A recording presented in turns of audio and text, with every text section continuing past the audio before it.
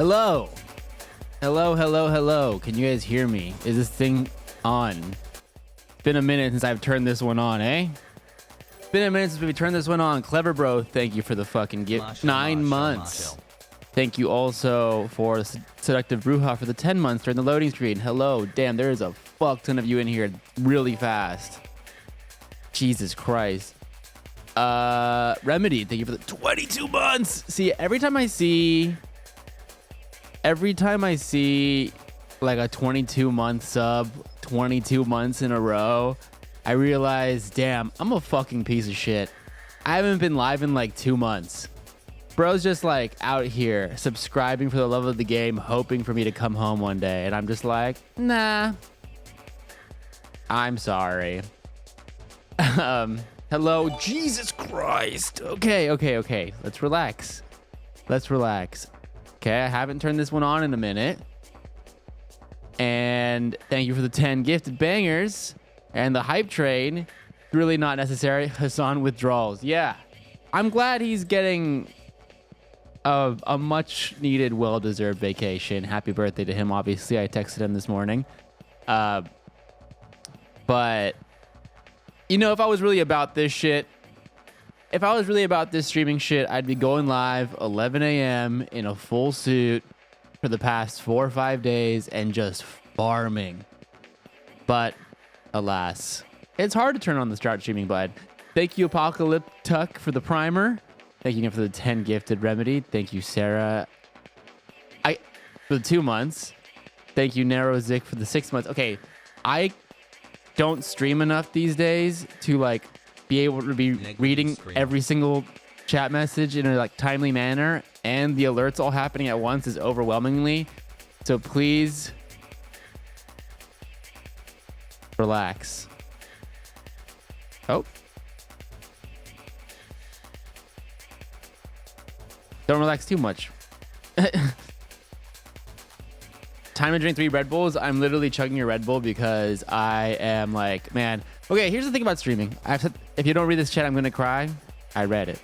March, when's it your turn to be blown up by Fox? I mean, I've been on Fox News indirectly several times already. My name is out there. See you at the SF I've been named in articles, so let's like I'm out there. My privacy is also completely surrendered at this point. Just not to the same degree. Thank you for the 14 months, Megan. Also going to see Yusuke Kiyomatsu later this year. Probably going to see him next week, maybe. New Year's resolution was 3 streams a week, I thought. What happened to Sunday morning cartoon stream? We'll get back to that, I believe. I should, honestly. Very relaxed. Are we richer than Hassan yet? Oh, we kind of fell off. The number hasn't updated, but we are down Heroes. We need to update that. It should be at like 80 or 90 now. Just from today. Hello, Cammy. Hello, Remedied with another 5 gifted bangers. God damn it. Okay, guys, we need to stop with all the alerts so that way I can just talk to chat and catch up. We have so much to catch up on. There's so much to discuss. So many questions that need to be answered, you know, like Fear and live tours happening. I'm sure you guys have questions about that. What can you expect to see there? Thank you for the 5 more gifted fucking subscribers. How about tacos for 10 total lifetime? Thank you. What have I been up to? You know, there's a tour. There is a tour. Wow. Okay. That's crazy. If you're finding out about the Fear and live tour through my stream for the first time, pog. Thank you, Sarah, for the 5 gifted as well. Damn, there's a lot of fucking gifted bangers. There's just somebody gifted a tier 1 sub to Dr. Abdul Asayed. Perfect spelling. Someone just got that name. Is it him? Is that actually him? Will you be DJing after the LA show for real? Dude, oh God, I don't know, man.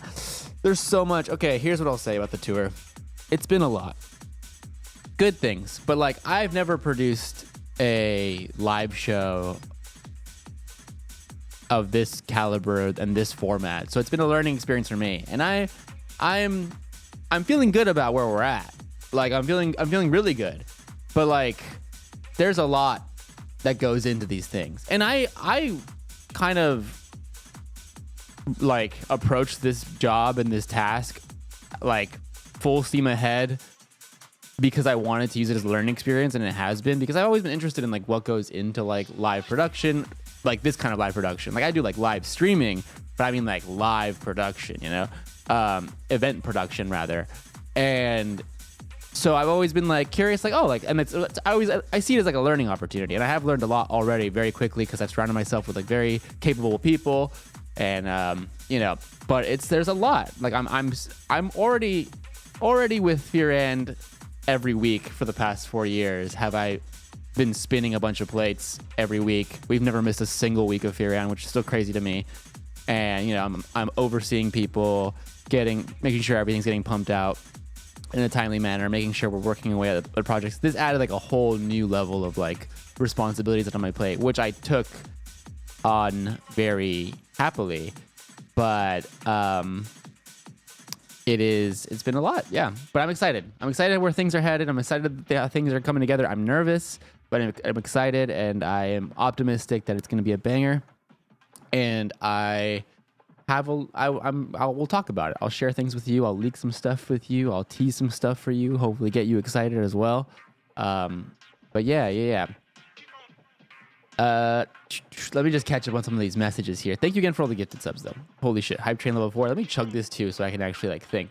Guys, I have felt, this is like completely random, I have felt like I've had like a hair or a piece of fur in the back of my throat for like 4 days straight, and no matter what I do, it won't go away. I've gotten to the point where I have contemplated horrible things. It's gonna bang. Proud of you. Thank you, Cammy, who has been instrumental in this whole process as well. If there's ever an East Coast tour, I request a March be back-to-back Lil Nev. For sure. I had to get a babysitter. I mean, a lot of the, so is that a note of DJing since you're already doing so much? I mean, I'm down to do it. It's just I'm already doing so much, it's hard for me to think about that. Yeah, I mean, Will's the one who said that he has a place you know, so I that's out of my hands. I'm not gonna do any booking of like venues, but if he books a place, I will help with like wrangling people. And I you know, I'll whip up something last minute. You know, I'll hop on the decks if I'm feeling it. Don't drink bleach. Yeah, I don't know if drinking bleach will help or not with that, but at this point, I'm getting desperate. I just would like it to go away. Odds of tour going outside of West Coast very slim, so I'm flying out from IL to watch. Yeah. I'm optimistic. With the tour. So, I mean, the thing about the tour is there's a lot of responsibility and pressure on my shoulders with it, which is not I don't say that as like in like a bad way, but it's like I want it to be really successful for like multiple reasons. One, like you guys know, like Fear End is my baby. I built it from like day one. We haven't missed a single week. Like a lot of my DNA is in that show. Like it's truly like means everything to me. And so this is like a very huge step in like the Fear End life span, Fear End universe, for lack of a better term.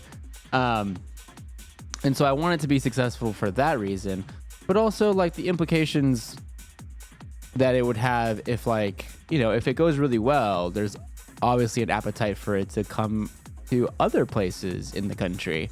And none of that is possible without the first leg going well and the proof of concept, like being successful and all that shit. So I'm trying my best to like make it as good as possible, because I would be down to do more of them if people like it and shit. But again, that's getting kind of ahead of myself. But yeah. Will any of the shows be streamed or released in episodes? So streamed, no. Released as an episode, also no.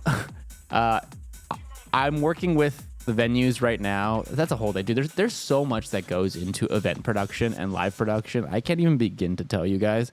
Like, and like so much red tape as it pertains to like filming stuff in like certain venues. Every venue basically has like their own like rigid guidelines and like what's okay to film, what's okay not to film, how much it costs, should they like how much of a cut they want if you film it. So it's a lot. And so first and foremost, my my focus is on making the live experience for the people who paid money to go and traveled to go as worth it as possible for them. So that's my priority. I would love to wait, why is my mic so loud? I would love to film one of them for you guys and then like release it possibly like on the Patreon like a couple months down the line. The last thing I want is for people that went to the show and paid money to go and traveled to go to feel like oh, hold on.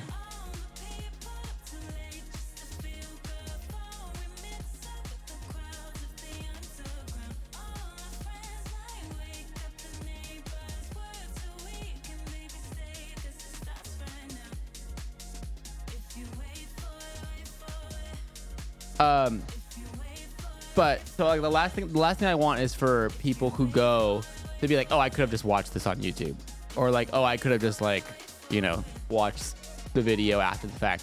So my priority is to like make the attendees feel like they're a part of something really special and exclusive because they paid money to do it. And then after the fact, Cammy, thank you for the 5 gifted. I appreciate that. Thank you. After the fact, releasing anything we are able to record to like our patrons, you know, at some time down the line, potentially. But I can't even promise that right now because shit's tough. I'm a production runner. Kind of sad you're not coming to the venues I work at. Where do you work at?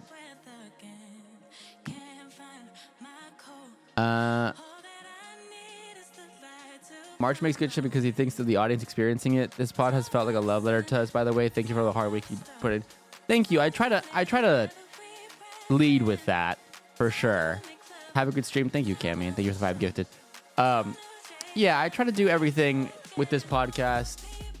Every creative decision that is made from me, at least, I try to lead with, you know, an audience first experience approach. Obviously, sometimes it's easier said than done, but that's always like kind of how, because the way I see it is like I'm a big consumer of, you know, live events, podcasts, shows, artists, media in different mediums and stuff. Wow. And the stuff that like sticks with me the most, thank you Poppy for the 13 months, is the stuff that feels like it, like, you know, was done with the consumer in mind first. And not with like a profit motive, you know? And so that's always been my approach.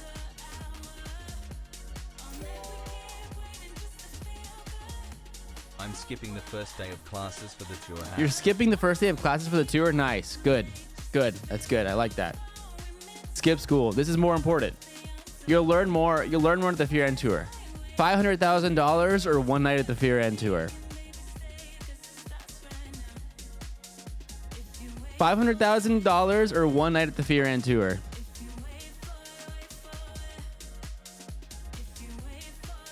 Think about it. Think about your future. One night dinner with Jay-Z.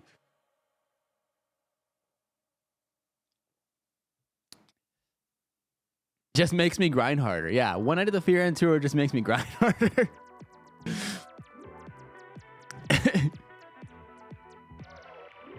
How's Fat Gunner? He's being fat under my bed right now. He's chilling. Trying to stay cool in this heat.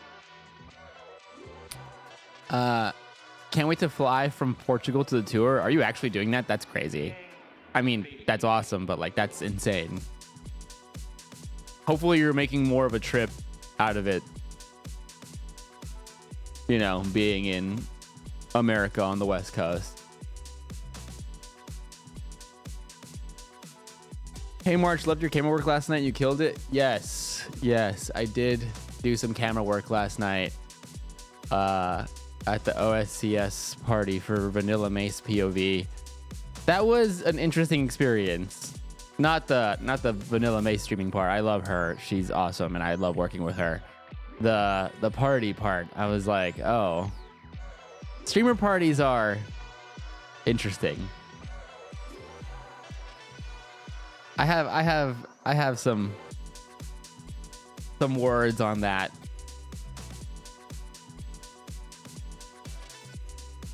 They're not really a party. Yeah, I guess that's like one way of putting it. Any rich for LA that aren't usually touristy spots, either food or must-see things?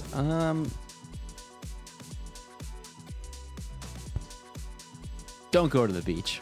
Whatever you do, don't go to the beach. Can't wait to finally see y'all in LA face reveal. Hell yeah. Yeah, like the content parties, it's just interesting to me. I guess it's like, it's not for me, is what I'll say. It's like, it's okay, like, it's kind of dystopian in a way. Like I was there working, you know? So like I was in and out. Like I didn't like stay any longer after the camera's cut. I was in with the camera and out with the camera, and like I was there working and I handled my beef and then like fucking got out. But it was kind of dystopian because like I mean you guys know this about me, is like I'm somebody who partakes in nightlife, you know, who has a bit of a hedonistic background, you could say, who appreciates, you know, a party environment, who appreciates a nice, fun weekend socializing, getting a little lit, a little debauchery. Like you can probably infer based off like the things I say and the life I lead, like what kind of events I've been to and the things I enjoy. And I was talking to my friend like the other night about it, or last night afterwards, and I was just like kind of just trying to wrap my head around like what that experience was, because I was still like processing it, because it was like very hectic and I couldn't really process it in real time too much. That was my first time at like a live streamed party situation like that. Like I've been to a bunch of what you could consider streamer parties, you know? But in my day, maybe I'm just unk, but in my day, streamer parties were actually like, you were encouraged not to like stream at them or live broadcast. Like there was supposed to like, there was like a level of privacy that was implied when people were like getting like, you know, lit and networking and having fun. But like, this is like that turned on its head. Now it's like everybody's streaming, which is fine. It's just like not really for me, you know? I think I definitely felt pretty 30 last night. I think like my issue with it is like, I see like party environments and like kind of like yeah, like environments where people are like getting like fucked up and stuff like that. I see them as like pretty like sacred experiences, for lack of a better term, not to like sound like too like woo woo about it, you know? Obviously it's still just like fucking getting lit with the homies, but like a way to like a very like human kind of like safe space sort of an environment where like you can actually just like put your walls down and like get lit and like maybe have like deeper conversations with people you wouldn't otherwise, like more casual, like, whereas this removes all of that, because like when you're on camera, let alone like 20 cameras, you are hyper aware of what's going on around you. You're hyper aware of not misstepping. You're hyper aware of not like making a fool of yourself from different POVs and ending up online. Like it's like it feels like the opposite of a safe space, even though it's like not like unsafe, you know. It just doesn't feel like relaxing, which I think a party should be, in my experience. But again, the objective is not to have like a relaxing chill party. It's to like fucking make content, which is cool. But like that's why it's like I was there working. But I mean, like honestly, you know, it's not for me. I wouldn't attend if I wasn't working, just because like it's when I'm getting fucked up, I'm not trying to be on camera. I'm trying to chill.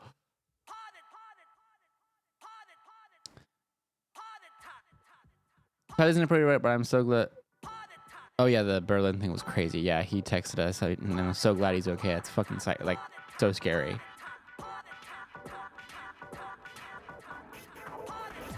I mean, last night, like streamer party, it's like they're fun or just pure only content. But only problem is just too much camera, because streaming new generation. Yeah, that was the other weird part, is like there was like so many cameras around. I'm like, whoa. And I mean, I was part of it too, but I mean, yeah. The other thing is, I also again I try to think about like the audience that's for. And again, like not. Oh God, what the fuck? Wait, what? What is this? On-screen celebration for 80. It was so loud. What is this? Who is that? Who is that? Who the fuck was that?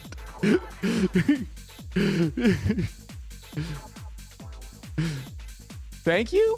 Did I make money from that? Thank you. I'm getting hacked? Is I getting hacked?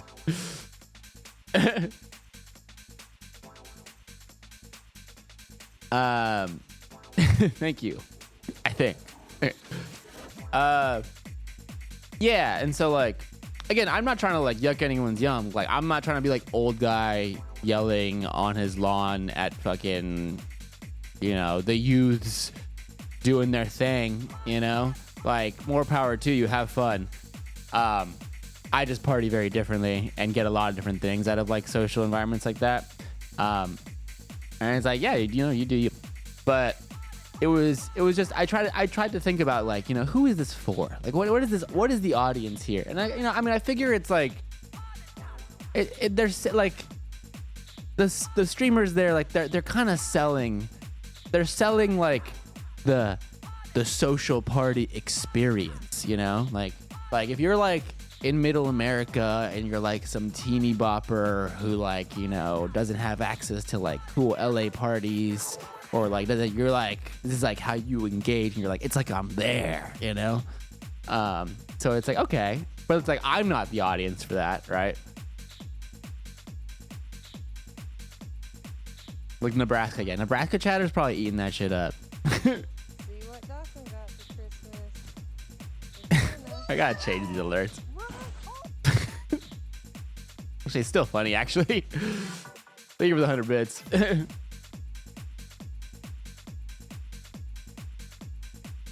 Before younger, you just yell, had fun party. Now you hit 30, you pretty much just want to chill, enjoy party shit. Like IDK, like type super. No, the thing is, I get turned at party. If anything, I disagree.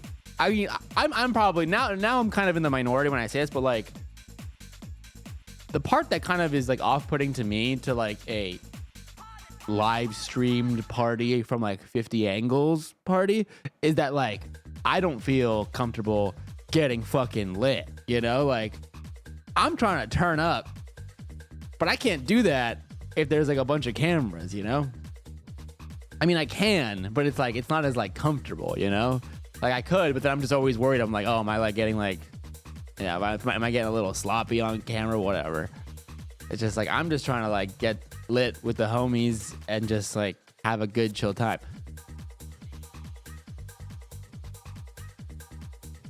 It's like how would I describe it? It's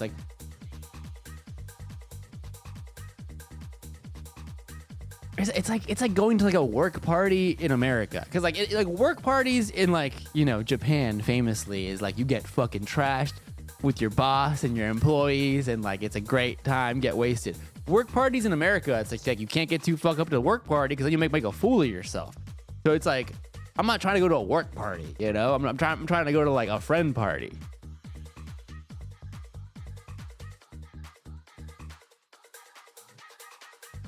And I mean, it is a work party technically, right? Like, well, I was there working. Either way, you know, I still had a good time.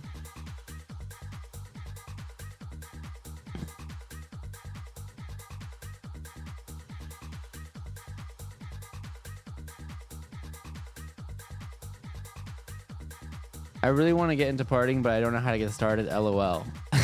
I don't know, man. I don't know what to tell you.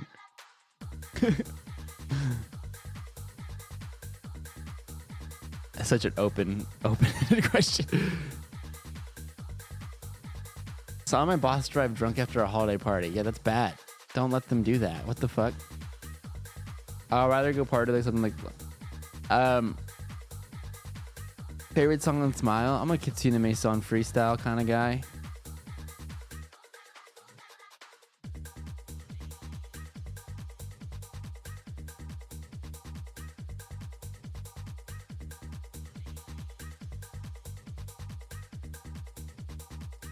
But yeah, so what have I been up to? Been a couple months now since I went live, right? Like I haven't been live since like before fucking New York even. Just a bunch of tour stuff, Fear and stuff, traveling around here and there. You guys know, like I haven't been like offline. I've still been like appearing on like streams and podcasts and shit. I'm just out here vibing, staying busy.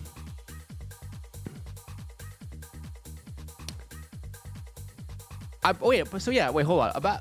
I saw clips. So Vanilla and I left kind of early because we're both kind of unk. I mean, she was like, "Oh, it's midnight. Yep, past my bedtime. Let's get the fuck out of here."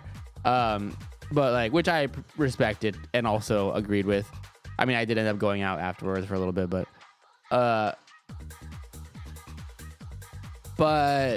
apparently, like I saw like clips that like the cops got called. Like, was that like a bit or like what happened? Like, you guys know more than I do.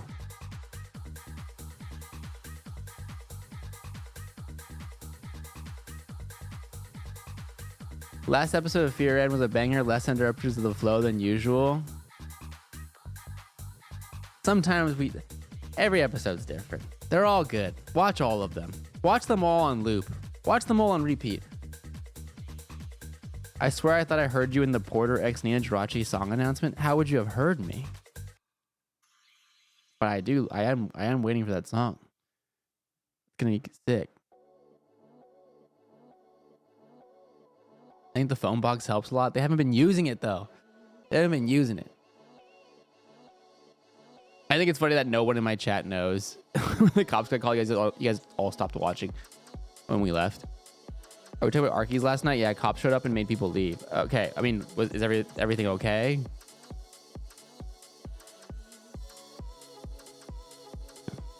Love for Your End would be fun for you to be as a guest at the table one day. I did one time, famously. There was one episode where I did that, which you can go back and watch. And maybe again.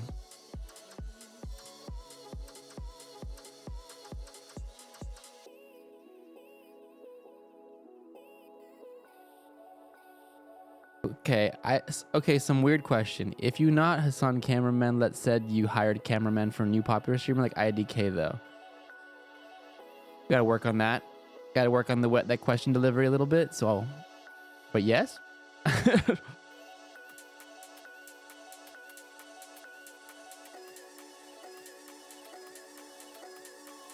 We're in Puerto Rico next. Who leaked that? That's next. Hassan has no clue Porter was on the pod. It's hilarious blind spot. Yeah. It doed. It doed. Yep, it doed.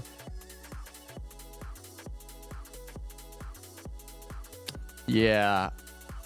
Apparently, like, they leaked their address, like, day one of moving in. Which, I mean, makes sense. Like, how do you invite... That's the other thing about, like, having, like, 20 people streaming your house. It's like... Someone's gonna leak that address. People are gonna leak license plates and addresses. I'm like I wonder like how much of an issue that actually creates for them, because I'm so like traumatized from working like with Hassan, like the most doxed man on earth, that whenever I'm holding a camera, I'm like being hyper aware of like covering the lens and like not pointing at any like easily recognizable structures in a building, and like not pointing at any license plates. But maybe that's like something just specific to like working with Hassan, and like most people, they can kind of just like point shit wherever and not worry about people trying to like find them and like harass them. So yeah.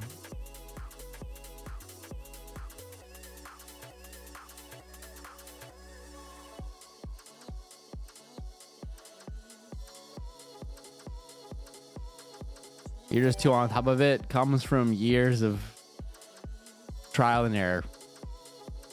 Orange guy, thank you for the 2 months. Not even I think the viewers just found it on Zillow based on what they saw. I see.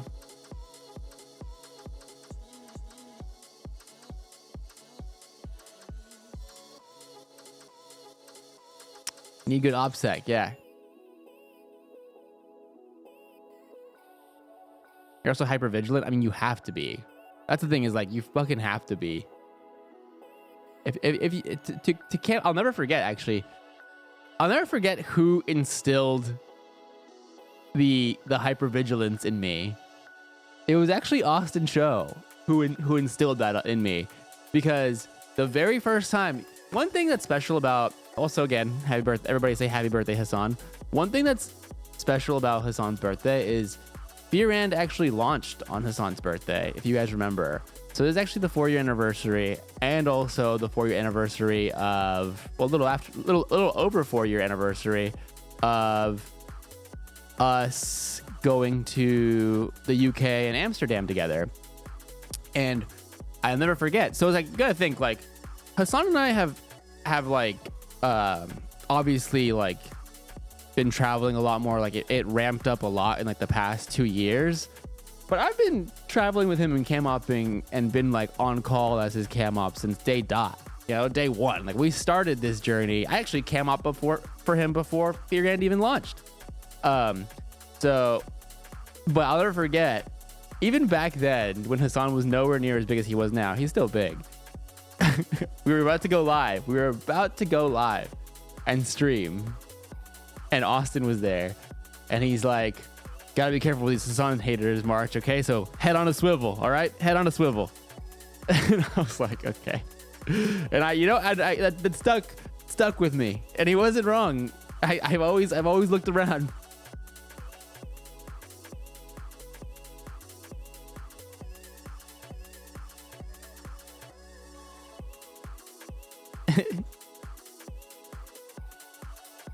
Before Laura Loomer got the creep shot of me. Yep. Classic. We did get Laura Loomer creep shotted. Who could forget? One of my finest moments. I'm dying for the Alyssa Lou Fearand collab. Alyssa, I know you're watching. Come on the pod. Get on the pod.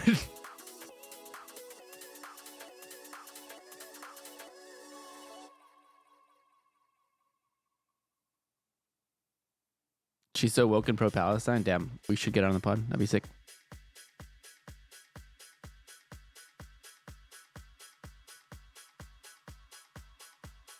But yeah, so shout out Austin Show for making sure I look over my shoulder, which came in handy later down the line during ICE protests and all that good shit.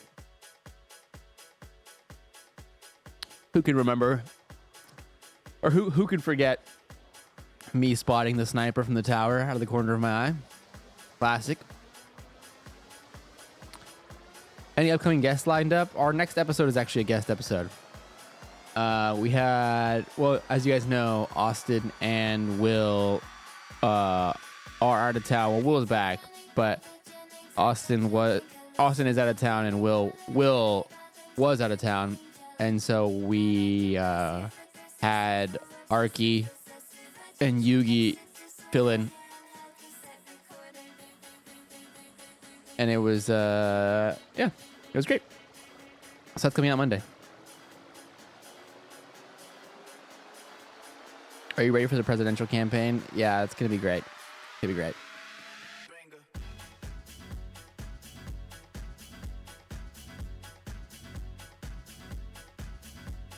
Fear and OSCS. Yep, that's happening. It was funny because it was totally just a coincidence that I ended up at their house like 2 nights later. Because like the Vanilla Mace thing, for the record, I mean I've been helping Vanilla Mace with her with some of her IRL streams the past couple weeks, which has been great because I fucking love Vanilla. She's awesome. And it was Gabe, who you guys know from Fear End as well, who has been working with her mainly for the past like few months.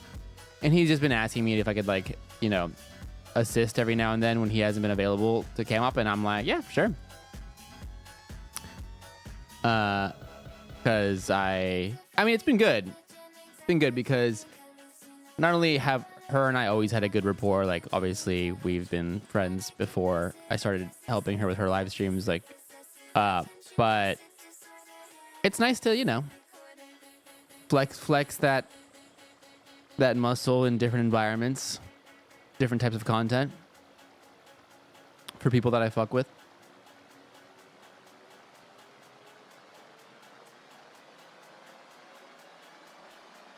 Seems like a chill vibe when you both like music stuff. True. Yeah. I gotta ask her to let me open for her next party when she's DJing. Yo, let me get a time slot, Vanilla. Yo, Vanilla.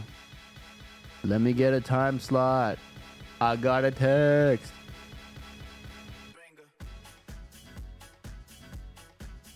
Do you know Streamer Awards will happen the day after, or the day before TwitchCon in San Diego? I'm not sure. Dude, I can't think that far ahead. There's so many dates between now and then. I don't even know if I'm gonna be alive by then.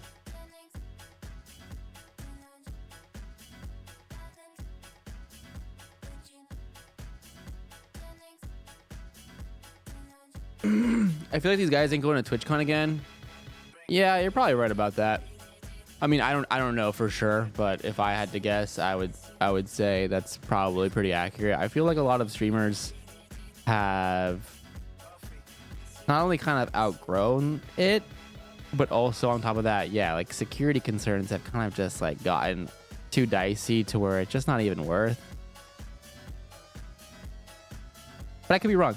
I mean, it makes me sad because I love going, but obviously I'm not the fucking target.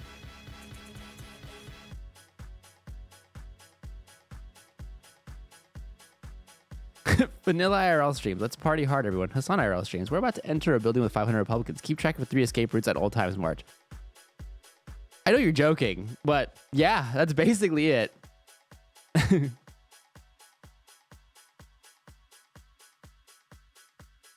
We should start our own streamer con.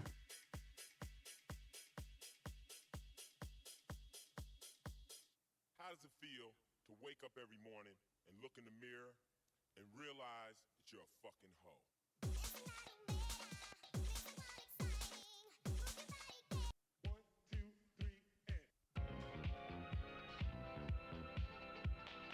Name it Sawcon.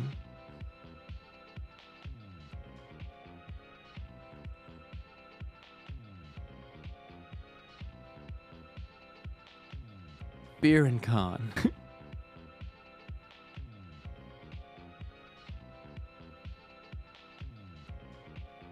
March, have you seen the Odyssey yet? No, I am going to see it on Tuesday in 70mm IMAX with a bunch of friends, and I'm actually very excited for it.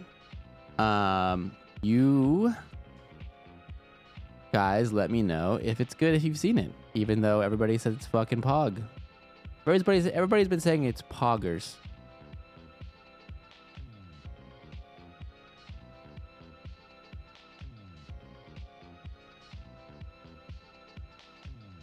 Will gave it an 8.5 out of 10. Oh, has he seen it? Nice. I don't even know he watched it. 8.5 out of 10 on the Will scale is pretty good. Pretty good.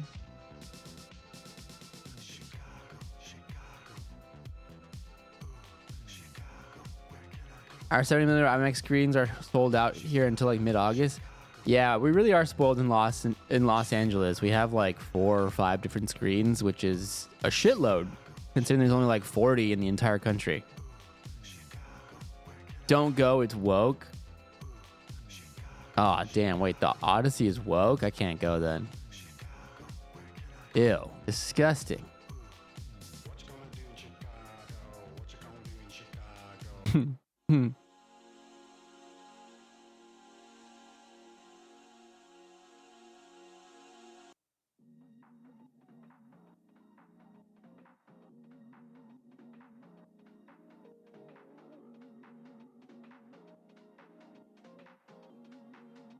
Did all your podcasts get merch? Nope.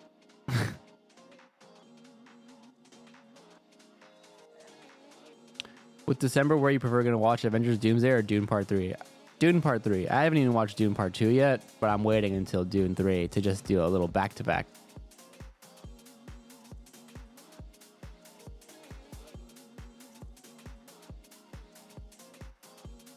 Did you have a great time yesterday, last night with Miller? Yeah, that was awesome. I love working with her. She's great.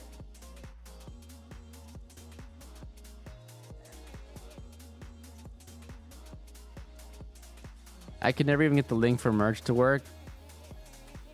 PeerN.com. It's still up. There's still stuff you can buy. It's not sold out. Very close to being sold out. It's funny, like we've been within like less than 50 units of everything being sold out for like over a month now.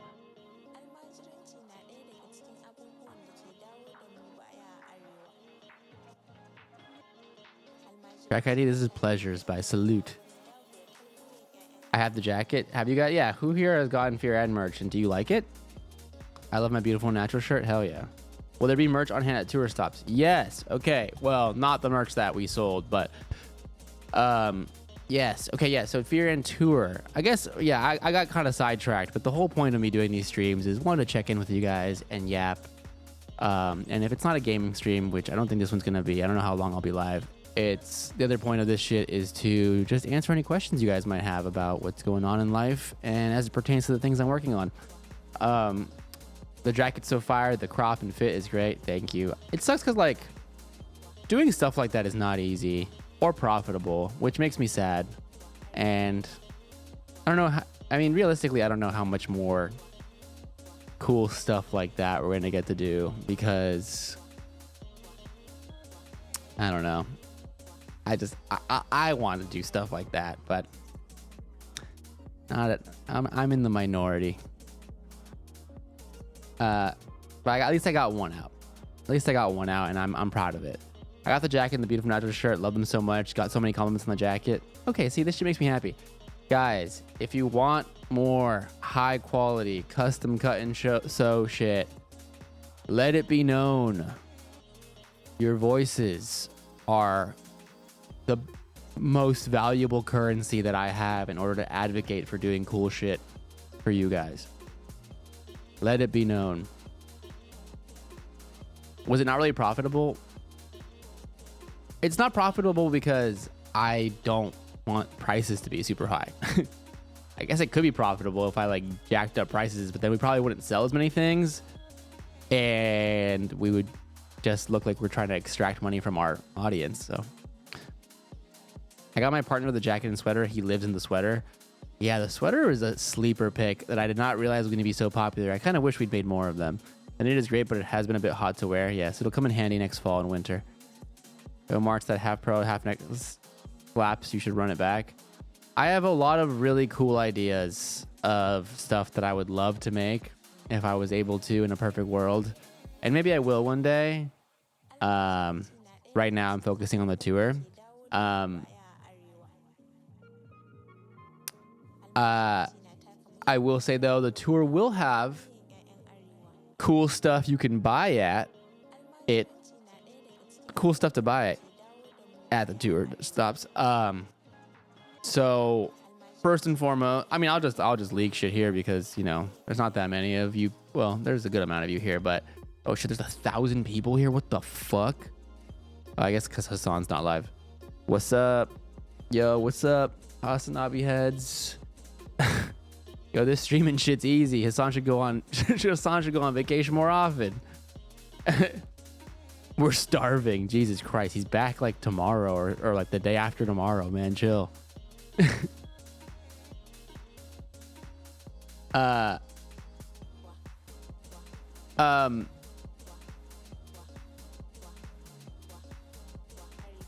You got to look at it as you have that's more right. I've personally enjoyed the break. Why? Because nightmare fucking doom pill every day is a little tough sometimes to swallow. The situation, please monitor it, please. You guys, will the self-suck keychain be on sale for people who can't make it to tour? No. Maybe I don't know. Maybe if we have extras, sure. So I will leak things here, yes, to get you excited for the tour. First and foremost, if you're thinking about coming on tour, buy your tickets to go, because Austin show might literally have a fucking brain aneurysm if you don't attend and he doesn't hear your thunderous applause live in person. You realize that's his life force, right? Like, you realize that's what powers him. He has to do at least 1 or 2 live audience appearances per year, or else he'll run out of battery and disintegrate like the Thanos snap, okay? Do you want Austin show to die? No? Then buy a fucking Fear and live show ticket and clap as loud as you fucking can. Jello of Life died. Thank you for the tier 1. I'm going to ask Hassan to take a picture of me and Austin. Yes, you should do that. Austin will love you forever. I just bought a beautiful natural tee. I will wear it to the show. Hell yeah. How are you / the crew feeling about ticket sales so far? Will said he was more concerned with people having a good time rather than selling all seats. Is that the vibe for any others? I am aligned with Will on that. My priority has been and has always been viewer experience, audience experience, making something cool that I can stand behind years down the line and be like, that was cool, and be proud of. Obviously, the more ticket sales, the better. All that being said, though, things are moving well, though. I think, like, I've spoken to a lot of people like that have worked on events in like the music space and like live shows in general, even like live podcasts. One of the tour managers that I'm working with has a lot of experience doing these shows, and he like saw the ticket sales this far and he's like, this is really good. I was like, all right, hell yeah. Again, that's not really my priority as much as I would like people to pull up. I just want the people that are there to have a good time.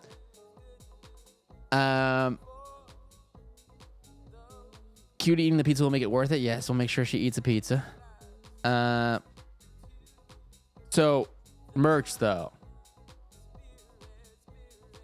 One of the many things that I am tasked with on this tour, obviously, is the merch part of things. Because we're gonna have a merch booth, and I want the merch to be cool. And you all know me, I'm kind of being a little extra with it, because merchandise is something that is near and dear to my heart, and I think is super important for the community building and viewer experience as a whole. It's just dope for like brand, like building a cool brand and stuff that people can really like sink their teeth into and get invested in. So that's something I've always like been very mindful of.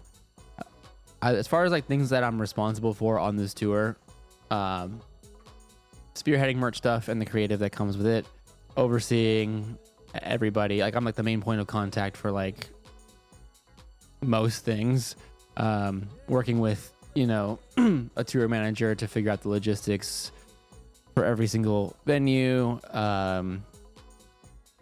Working on the actual creative of the show, obviously that's more of a collaborative effort, but like obviously I have a big role to play there too, with just building out the creative, since I know the show so well and I built like the show since day one. And then yeah, just a lot of stuff. I'm forgetting some stuff, but you guys get the idea. I'm doing a lot of stuff, and that's separate from the actual podcast we still film every week, that I'm still getting at every week. But so speaking of merch and what you can expect, I'm very excited about it. It's gonna be pretty simple. It's gonna be pretty basic. As far as actual clothing, there's going to be a t-shirt for sale. It just is. We're only gonna. I tried to keep it simple. I didn't want to overdo it.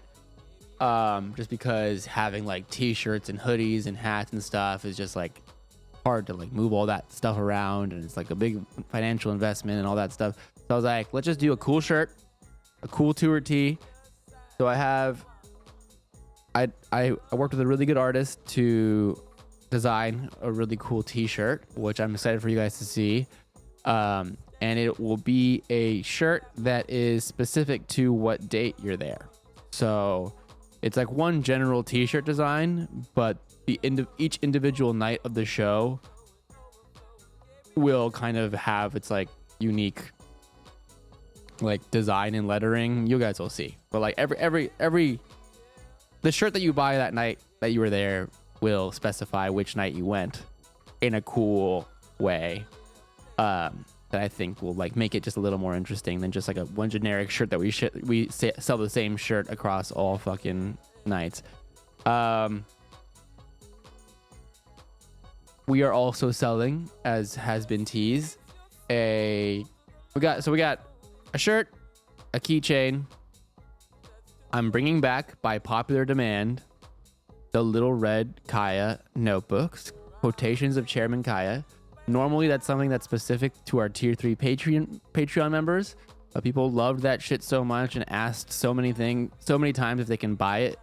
I am bringing it back for one time only. The Little Red notebooks, and they will be available to purchase at the event.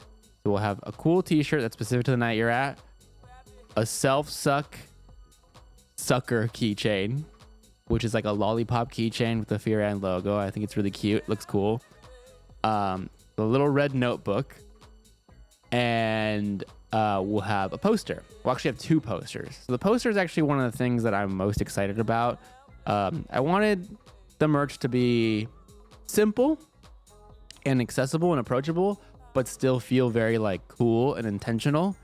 And so the t-shirts obviously are date specific t-shirts, and there's actually going to be 2 posters. So we're going to have one normal poster that is just like the main key art of the Fearan live show West Coast tour, like the red art with their faces and all the dates. It's just like a cool like tour poster.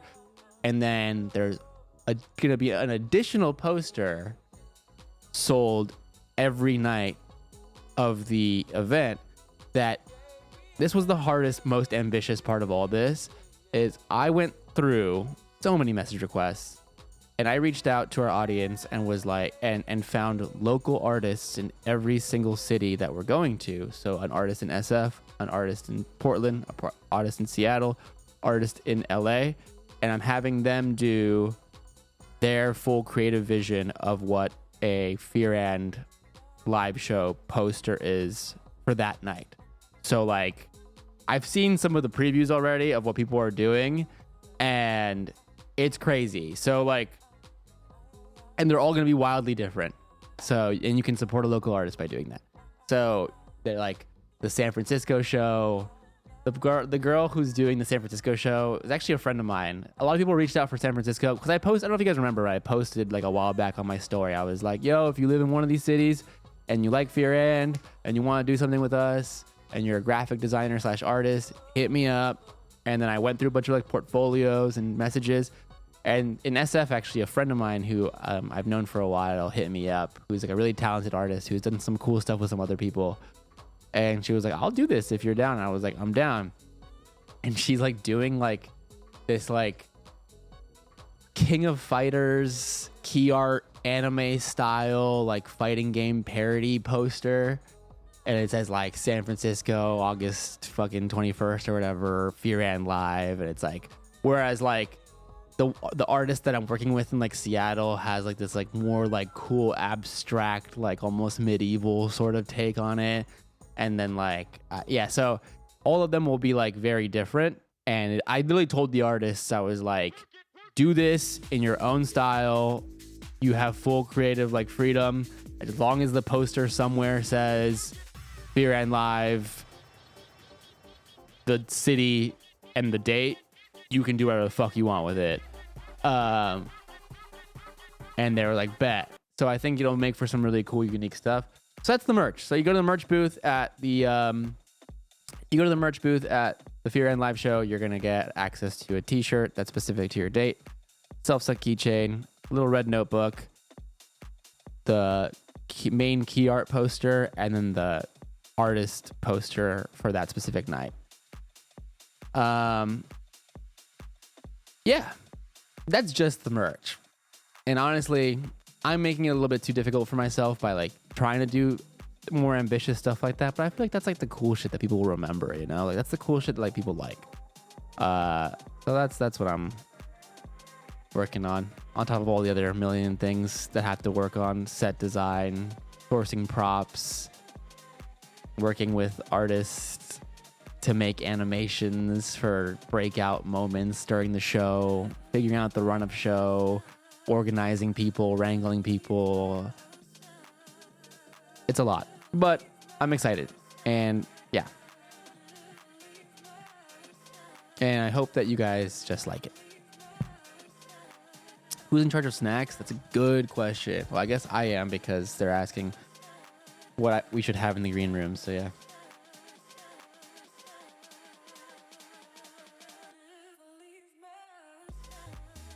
Are y'all still going to record main episodes while doing the tour? Because if you take Wine About It as indicative, those live episodes don't do well. Oh yeah. We're not going to miss any episodes. No, we're still going to just film the podcast normally. I mean, maybe there's a world we like film one on the road and post that one like in a hotel room or something like we do when we travel. But we're not going to film we're not going to miss the actual podcast. And we're not going to post the live show anywhere for a while if we film it. We want to film it just for like archival purposes and then maybe release it like a couple months out for like the Patreon, but I'm still figuring that out.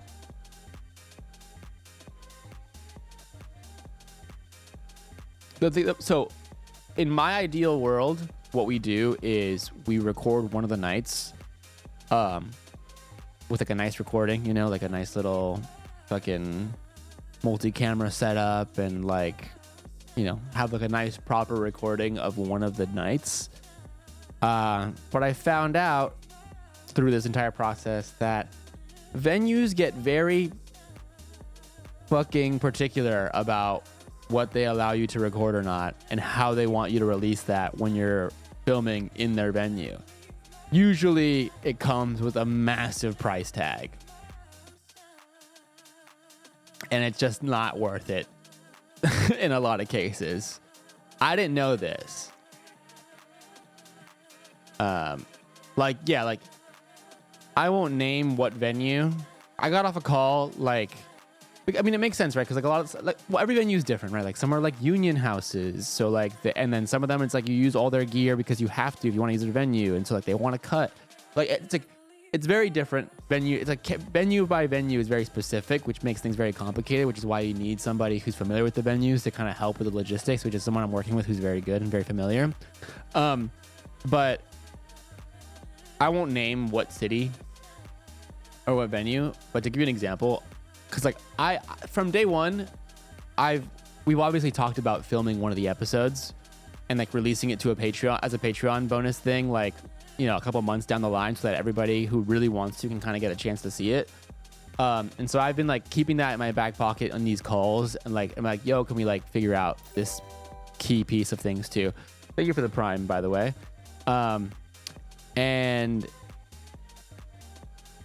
I got off a call like yesterday, and basically my tour manager went to the venue and told them like, hey, like even downplaying it, he was like, yo, we would like to like film this to like maybe release down the line as like a behind the scenes thing for like our audience, maybe if they want to.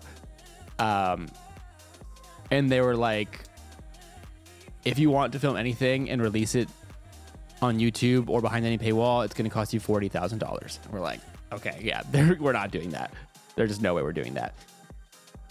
They're like, even if you try to like film like on an iPhone, if we find out that you release it without paying us, we'll fuck you. And I was like, oh, okay, cool. And that's not how it is at every venue, but just to give you an idea, they are on crack. Yeah, it's like at that point, like we're not even fucking making any money. Like,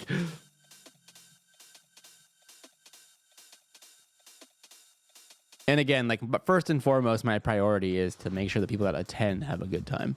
And yeah. So does that mean you have to block people having phones? No. This is only like if we do like an official release. No, I encourage, and we will encourage people who are there to take pictures, take videos, post about it, share, tag us, share things. Like that's all fun. That's very much encouraged and good.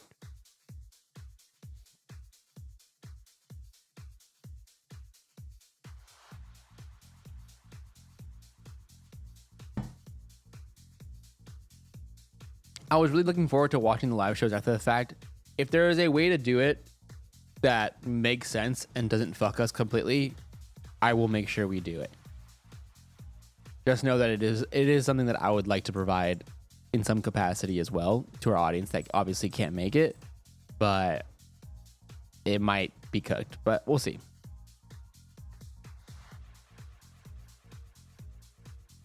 Yeah, actually, you know what, chatters? Look, here's what we shouldn't do. I would never in a million years recommend that any of you do this. No matter what you do, don't set up a little phone tripod with an iPhone and record the entire thing and then post it on YouTube just because you know that historically we don't copyright strike people or remove things from the internet. Just because you know that we probably never do that and have never done that, don't go and do that, okay? Don't do that for your fellow community members thinking that it's helping them out by giving them a chance to go see the show. That would be bad. I'm not saying you should go do this.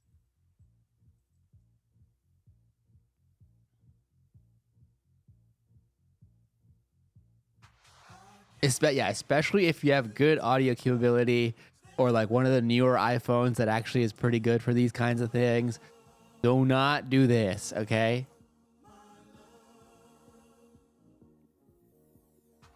Definitely don't use a gimbal.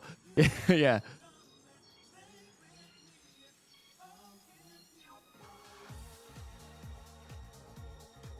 Don't bring an IMAX camera and a boom mic into the theater. When Farley Dance mark a yacht. Thank you for the 7 months. Bit Posh Pub. I'm getting kind of hungry.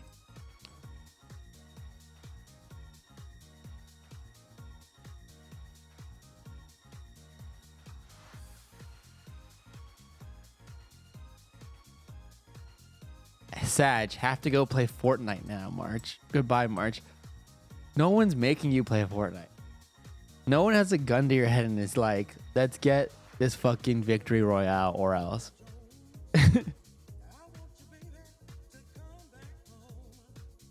Hey, Ice Kid. No, they have to. You don't know that.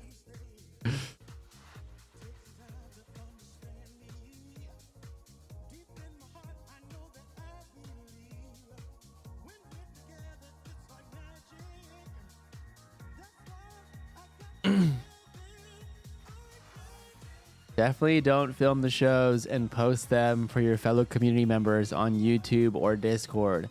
Do not do that, okay? Just because you know historically we don't give a shit about copyright striking or IP striking does not mean you should go and do that. Okay?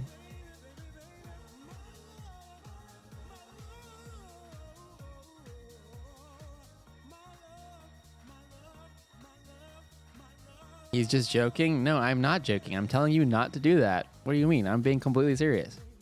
Don't do that.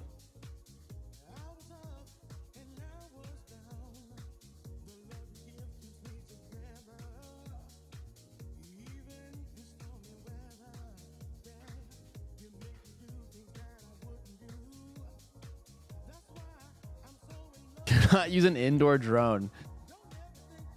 Is the Portland venue a bigger one? When I bought my ticket, I was like, there are so many seats. They're all big. Literally all of them are big, which is kind of scary.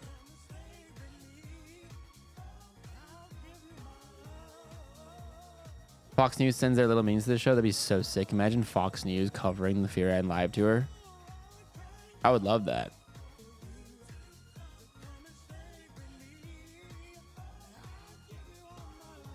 March is time for an equipment upgrade. The fuck is this? What is this? Sony FX5?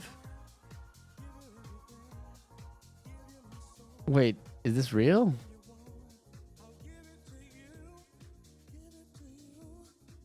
Did they announce an FX5?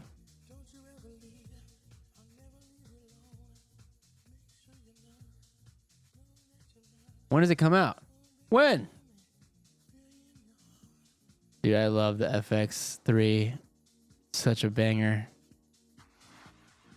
$5,000 just for the body. Oh my god. Yeah, maybe one day. It releases in August. Sheesh. Over/under 1 year March gets mentioned on Fox News. I mean, I don't think I've been named, but I've appeared on it, and they've used my content many times. Many times. They've used my tweets. Like, they used my tweets from Cuba and literally put @March in the fucking corner.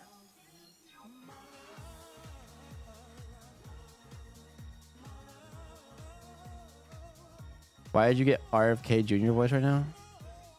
Oh, because the fucking $5,000. Dude, it took everything in me to not pull up in a suit on stream today. I should have.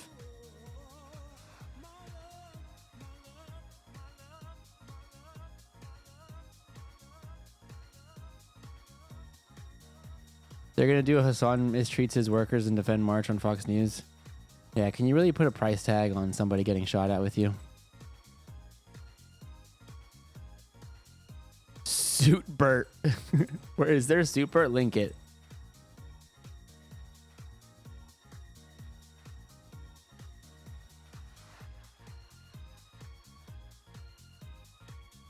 So this is how the 1% lives. I don't think I'm in the 1%. What's the threshold for 1%?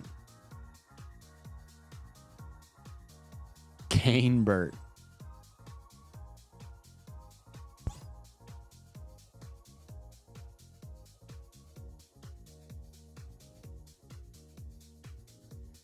I use fuck, my neck just hurt. I use the Sony A7 III for my content. That's my webcam right now. A7 III. It was my first camera that my parents bought for me when I got my master's degree in journalism, and I love it so much. I use it every day. What camera do you use? The A7 III is a fucking workhorse. To this day, I think the A7 III. I don't know enough about cameras to know why, but I'm just simply saying this based off vibes. I have used many Sony cameras that are considered newer or like better photography cameras than the A7 III, and I swear to God, the A7 III produces a better image quality than any of them, and I just don't know why. That specific camera is like, I don't know what the fuck what kind of crack they put in that sensor, but like,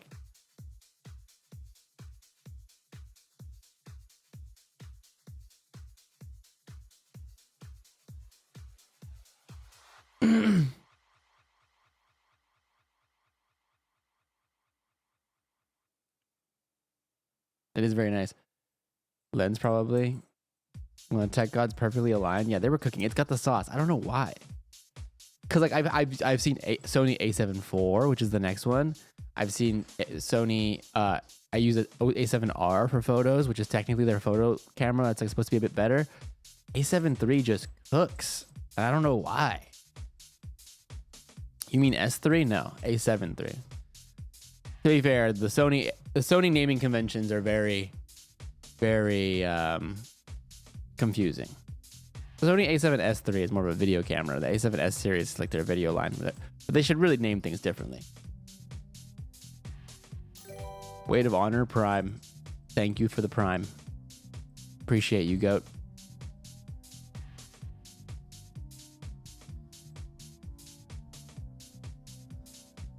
Appreciate you, GOAT. Thank you for the prime time. Thank you guys for being here, of course.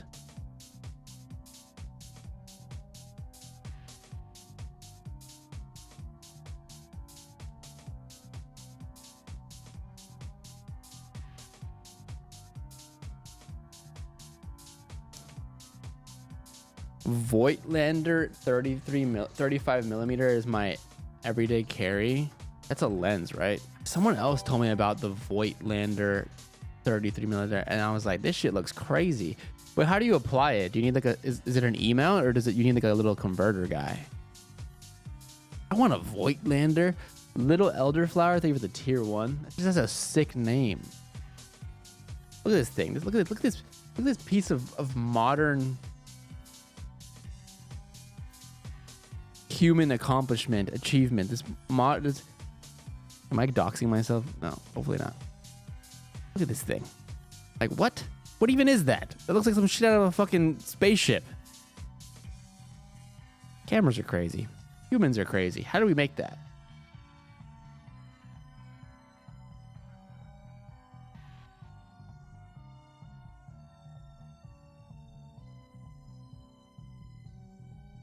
S for sensitivity and low light. Oh, that makes sense.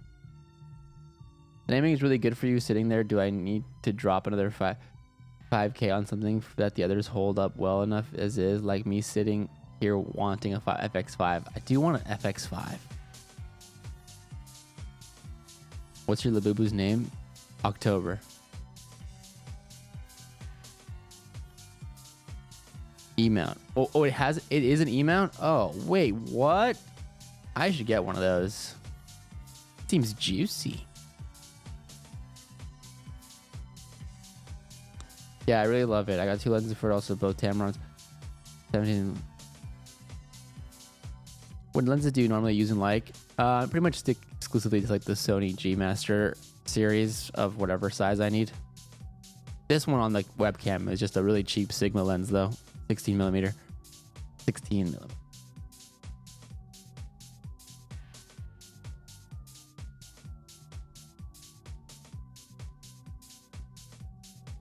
When I use a red camera for streaming, because I can't afford that. So wait, what's the? We're getting like way too heady with the camera talk right now. Not that I really mind, but because I feel like we don't usually have like these conversations much on my stream, and I'm by no means like a fucking expert. Like I'm very much still a novice when it comes to these things, and always trying to learn some more. But the FX5, what are they claiming are like the improvements on it compared to the FX3? Like, how do you improve on perfection? Let's be real. The FX3 is goated. Have you listened to the new Charlie album? I have not. Is it out already? Did I?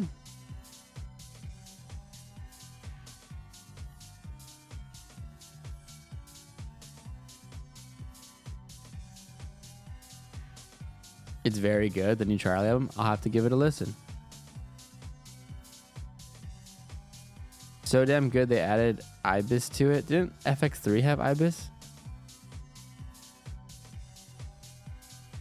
5K open gate sensor. I don't even know what that means. See, this is beyond me. Like, don't worry. Chatters who feel like excluded by this conversation. This is even be like, what the fuck is 5K open gate sensor? I don't know what that is.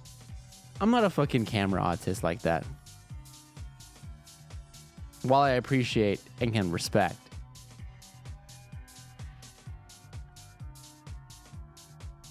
What is open gate?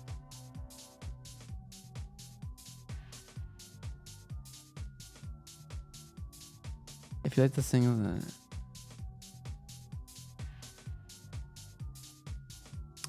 it doesn't gatekeep the photons. You're making that out. You're just saying some shit. You're just saying some shit.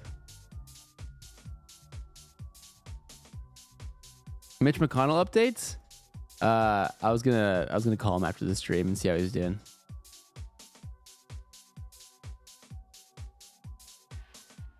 Hi chat. Bye chat. Gotta put my son to bed. Okay. Good night to your son.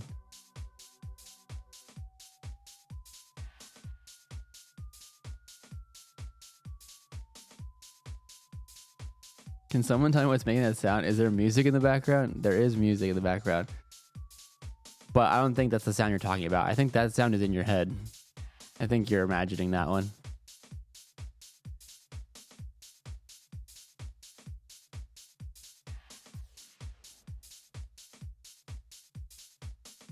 What's the plan for today's stream? We're just yapping, catching up. I haven't been live in a long time, so we're just catching up, saying hi to the folks, answering some questions. Will the tour be all ages? I believe so, but I would probably encourage the kids to stay home.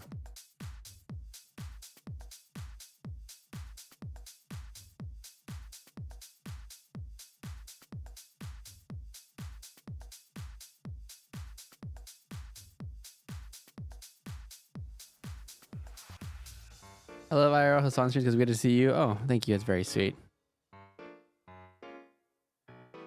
I enjoy those as well.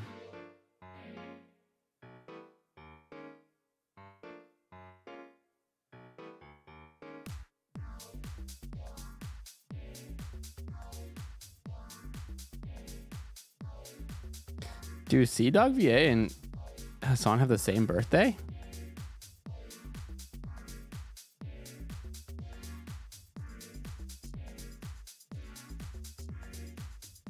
$50K sub goal? Yeah.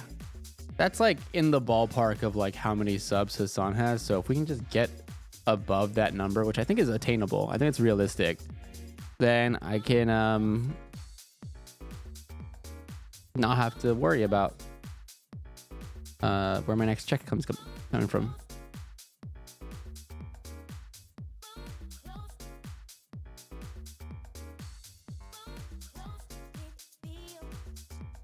Did you watch The Odyssey? I haven't seen it. I'm watching it on Tuesday in 70mm. Keeping the kids at home is probably a good idea. The birds would be... yeah, I'm assuming we're going to be a little unhinged. Are you on Murad's side after that simulator stream? I wasn't watching. Was it good or bad? Like, does it help Austin? Or how was the Arceus party? It was interesting because like live stream parties are a bit dystopian and crazy to me as somebody who frequents parties. But you know, I love Vanilla and I love working with her, so I had a good time.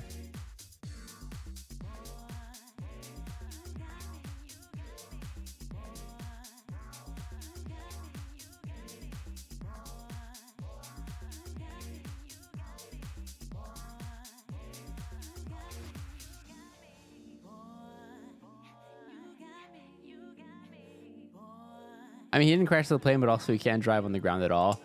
Right. I remember hearing about this now. And it's starting, you jogged my memory. Right. He crashed during the taxi portion. In his defense, the taxiing on the simulator is a little jank. I remember when I was helping him with his flight simulator streams, it was tough to stand during that.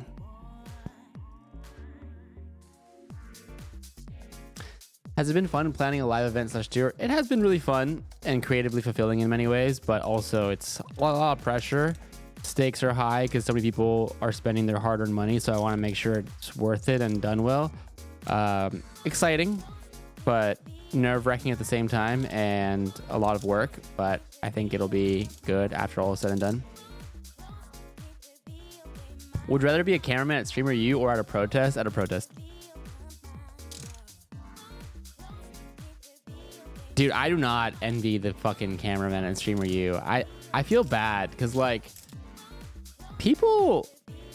Look, obviously I'm biased as somebody who cameramans, but I think streamers... I mean, cameramanning at a protest is fucking hard too, but, like, at least it's not, like, 12-hour days.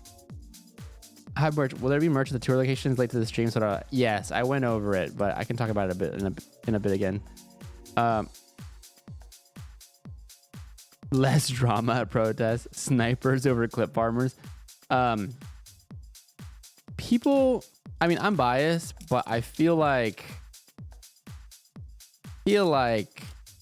cameramen don't get appreciated enough. It's like. And again, this isn't like, oh, this doesn't apply to every streamer, but I feel like a lot of streamers take their cameramen for granted and don't appreciate them enough. It is back-breaking labor, straight up, which sounds silly, but like a camera, it's one thing, like, I was gonna try to grab a camera near me, and I guess I have this. This isn't even like a full rig. This is just a camera and lens, nothing else. You put a microphone on this and like a handle on this and like a little mini tripod so that you can have some versatility on this, and you're dealing with, like, I don't know, how much does that weigh? Like 5 pounds, 6 pounds? Doesn't seem like a lot, but you're trying to hold it steady for fucking 3, 4, 5, 6 hours. That shit, and a backpack. Let's not forget the backpack with a bunch of tech in it. It's literally back-breaking labor. And I mean, simply put, without the cameraman, the content doesn't happen. They enable, like, respect to the streamers who are their own camera people. You know, I have so much respect for people who do that, and it's incredibly difficult to do that too.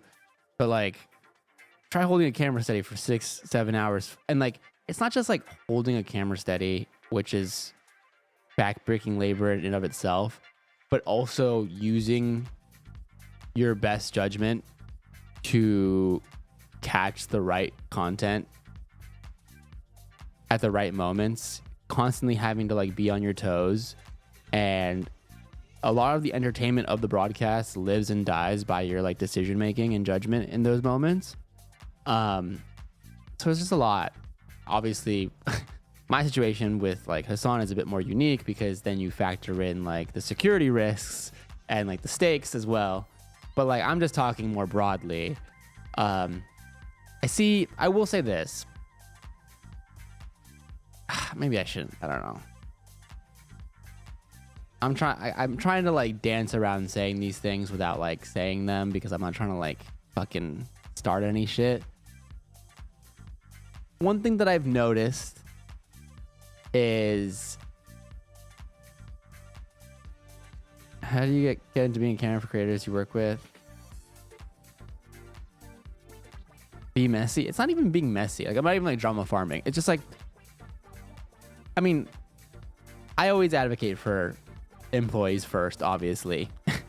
You can ask anybody who I've overseen, who is a direct report to me, because like, you guys, I mean, you probably don't think about this much because I don't really talk about it much, but like, I oversee a lot of people. I don't really see myself as any sort of like boss, and I don't think I'm a good manager by any means, but I do have to, just by nature of like the positions that I'm in, have people like report to me and like oversee people and manage people in different capacities.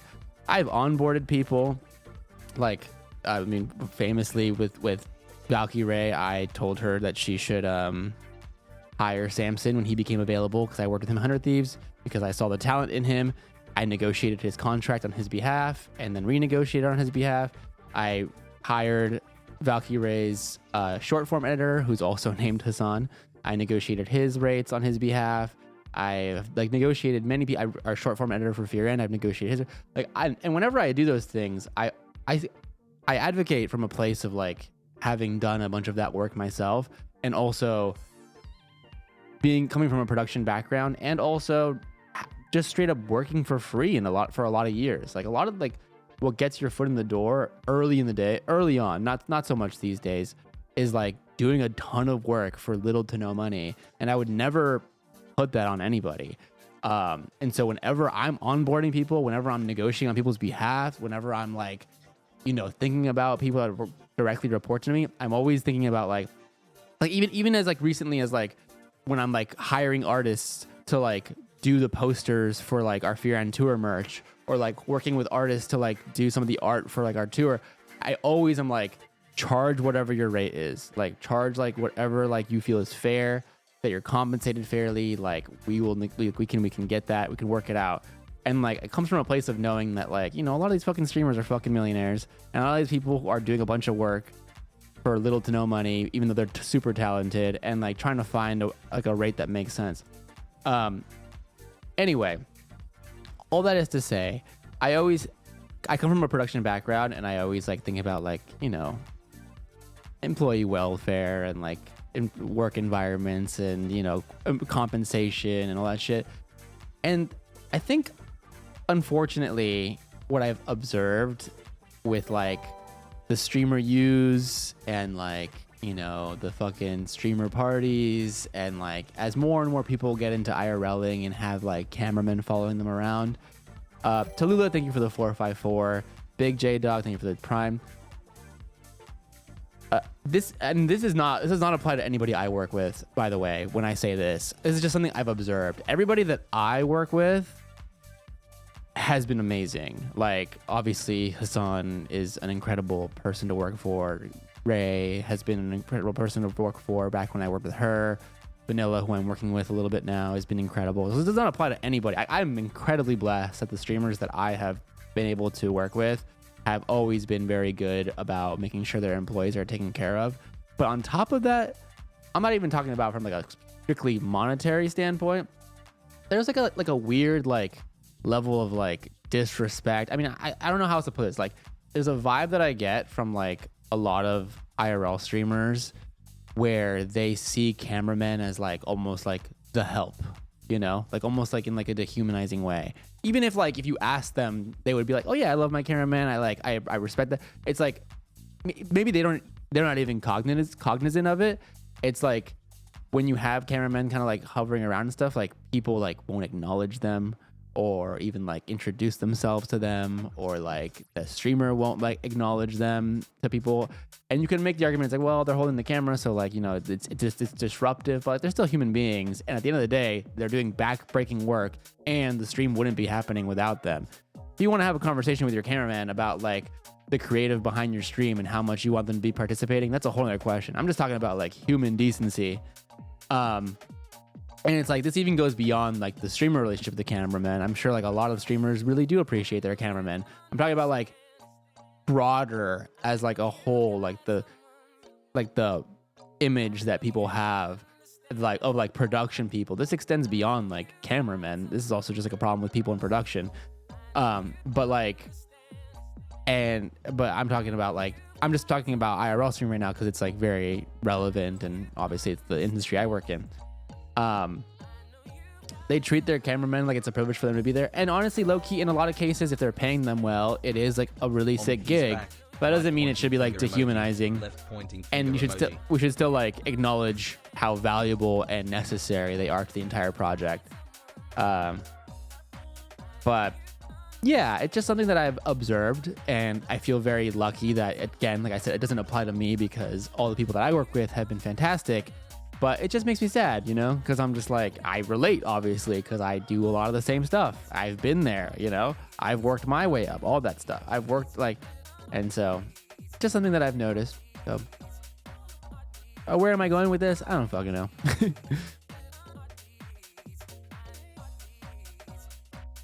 Thank you for the 21 months.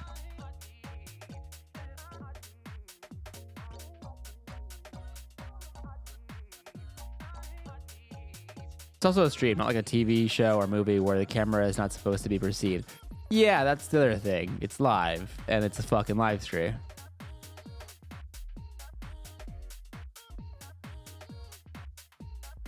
But I'd be lying if I said I didn't witness some of that last night. And they're just like, you can, like, if you just pay attention, you like notice it too. Like, there's a difference between like how like Hassan treats me, or how, you know, Ray has treated me in the past, or how like Vanilla has treated me in a couple streams that I've been working with her, where they like, it's very humanizing. Like they speak to you, they like are happy to include you, they introduce you to people when they're introducing to other people, like they it's humanizing. Versus like how some of these little like, you know, younger creators are running around with their cameramen that are following them and kind of just like a lot of the times don't even like acknowledge their existence, like look past them. It's like, damn.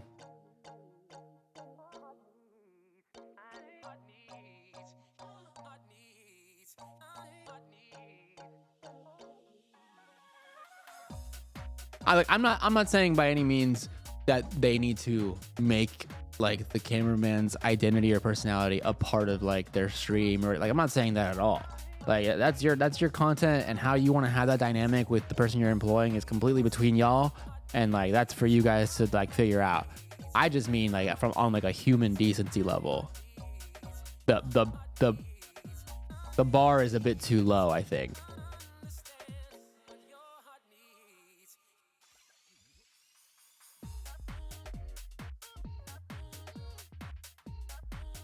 Is my favorite. Oh, the crowd cheering for me. That was good. That was good. I love that. That's a very sweet clip. That made me very happy. Well, that's what I mean. It's like that doesn't come from nowhere. Like when they were cheering for me at the SF rally, that's because Hassan is like, as far as like, I mean, it's not unsurprisingly the guy who like preaches fucking workers' rights and like all that shit is good to his fucking employee. But it's like, that doesn't come from nowhere. That comes from like, you know, at this point, years of Hassan like making me very much like a part of everything, humanizing me like to his audience, you know. So it matters. It does matter. What happened to Jason's cameraman? I don't know. I don't know anything about that shit.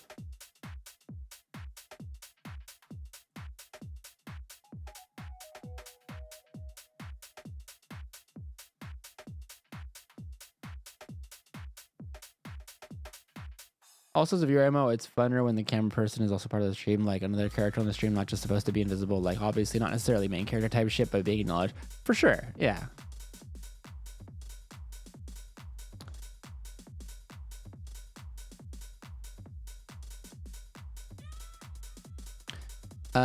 But yeah, that wasn't like so much like making it about me. Like that's why I like wanted to reiterate. It's like, this is not something that I have had to deal with, because I have always worked with people who have made me feel very respected.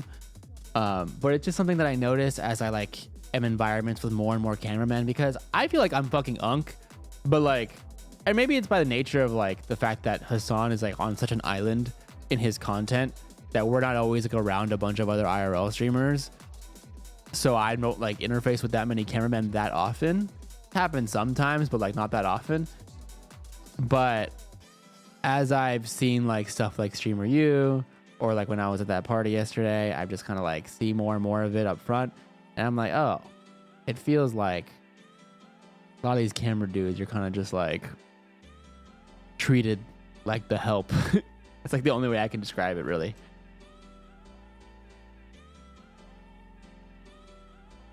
And I empathize for obvious reasons.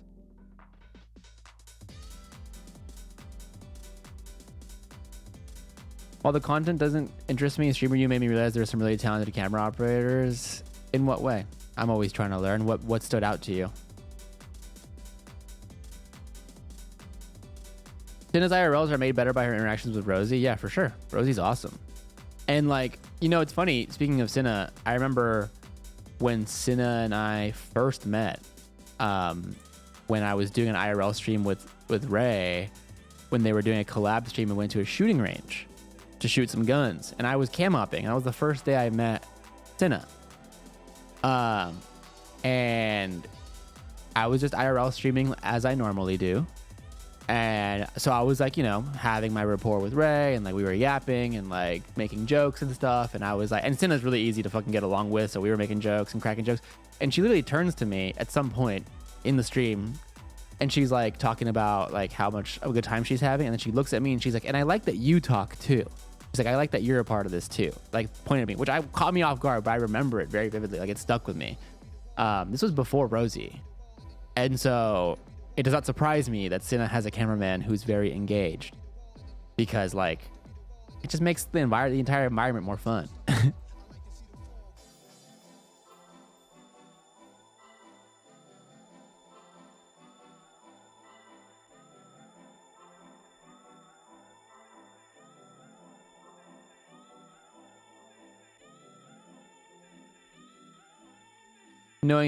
knowing they're good at knowing when to pander for reactions and read the room. Yeah, exactly. It's a whole other skill. Like it's also a creative skill that people don't realize. Like people just, I think what it is, if I had to probably like give my analysis and like best guess on like where that attitude, that like dehumanizing attitude comes from, it's from them kind of like underestimating what goes into the camera work.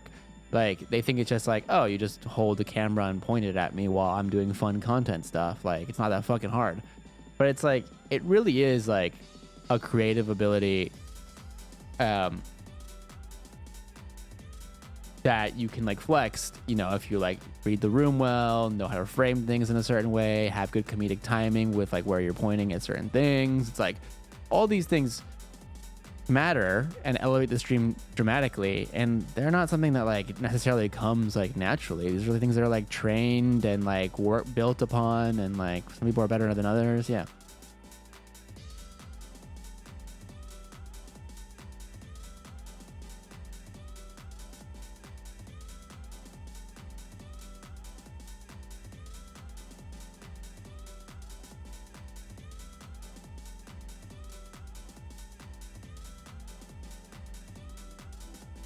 Average person couldn't even work any camera settings, never mind the creative aspect. True. With TwitchCon should put a camera guy panel on. Yeah.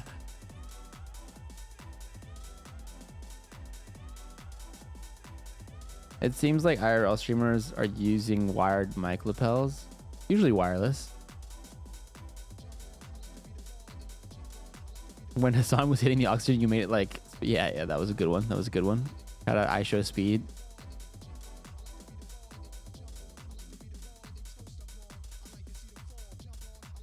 But yeah, I mean, also the other thing is like at its core, it is just back-breaking labor, which we also need to remember. I was so sweaty last night after I was done streaming. I was like, oh, Jesus. Seems like IRL streamers are using wired mic lapels. Where are they using wired mic lapels? Ooh. You mean like the little pocket packs and then like the XLR on the... I mean, you could do that. It's kind of overkill in my opinion.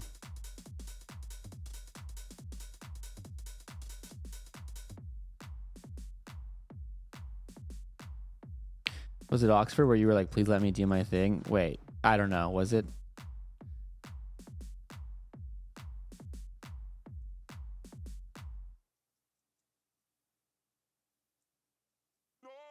When people are subbing for you in particular, it makes me miss your work. Oh, that means a lot.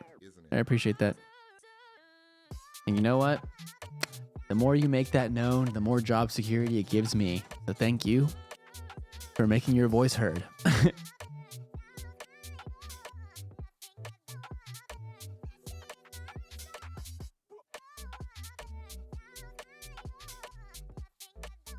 The election night IRLs were 10 plus hours.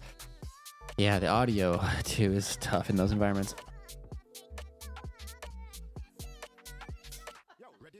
So do you look forward to a trip like China because it's unique, or do you dread the amount of effort? Both.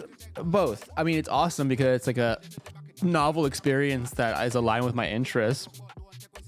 And it makes me realize, like, you know, I do have a dream job. But yeah, I mean, China's a perfect example of, like, you got to think.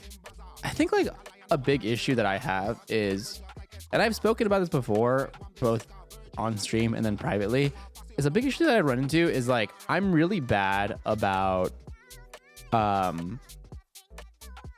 communicating, like, the level of responsibility that I'm dealing with or taking up, because my approach to working with talent is making their lift as low as possible and as comfortable as possible so that they can focus on the creative and the talent, and then I can focus on everything else. And so I am not very vocal about the things that I'm doing, and so I think a lot of that gets lost, where, like, they just underestimate how many things I'm doing, because I'm not gonna just, like, list it out, because I don't want to, like, seem like I'm, like, complaining about how many things I have, which I'm sure, which is silly, because there's a way to communicate in a way that isn't, like, complaining. It's just, like, documenting what you're doing. But I'm, like, really bad about it, so I just, like, stay quiet. But, like, China's a perfect example of, like, I'm holding a camera IRLing for 14 days straight, which does take a physical toll on you. And then also cam opping for other people's streams sometimes, you know, where I can here and there when I'm not too dead. And then also solo producing 2 podcast episodes so we don't miss a single week. And then making sure that those podcast episodes, after being filmed in a room that I built a set and tore down the set, then are getting uploaded and edited across wild time zones to meet the deadlines so we don't miss a week, all on one person. And that's just, like, a few of the things, you know? And again, like, I'm not communicating any of this to, like, anybody else on the trip, because I want them to have fun and focus on, like, doing their shit, and they're obviously also working very hard. But I'm like, you know, it's a lot. It's a lot.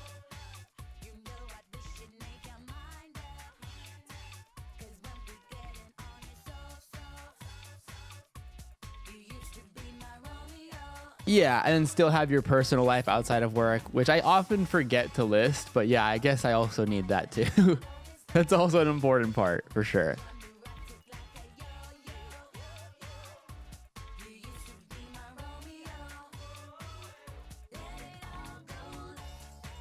See, even, like, listing those things, I'm like, I'm not trying to, like, I'm not looking for, like, validation, or, like, the glaze. While I appreciate the nice comments, I'm more so just trying to, like, make it known that, like, a lot of shit goes into this.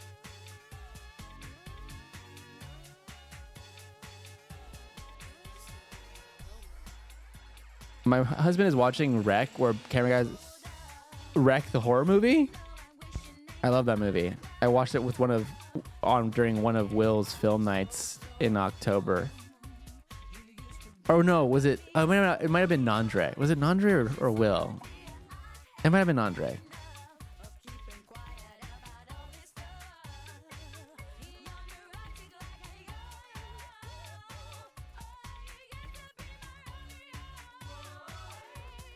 No one else is going to advocate for you the way you need to be advocated for. Yeah. I mean, I'm really bad at advocating for myself. I'm not going to lie. Random question, like, in your IRL, let's say election, are you going out with V-mount batteries, and how many are you going through, or using power sources? So I'm using power sources and just regular, like, batteries, because you have to take into consideration every, like, gram of weight that you add to an IRL setup makes it more physically intense. So I rather just carry a bag of, like, a bunch of little camera batteries. When we were running out of batteries at the election nights, we were not running out of camera batteries. We were running out of backpack batteries. And the backpack batteries are very specific ones that are, like, a certain size that you can fly with. And we only have 3 of them, and they each have, like, about, like, an hour and a half to 2 hours of charge on them, depending on, like, temperature and shit like that. So when we kept, like, being like, we're running out of batteries, do we have a charger or something? And people were like, you should just pack more camera batteries. We were not running out of camera batteries. We had plenty of camera batteries. We were running out of backpack batteries. And the IRL TVU camera batteries are very specific.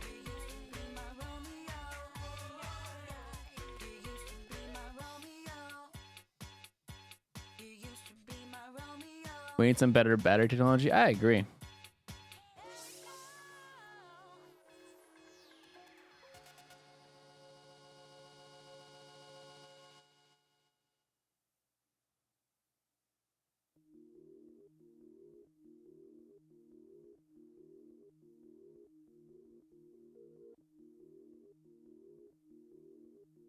Bro, there's a little sale on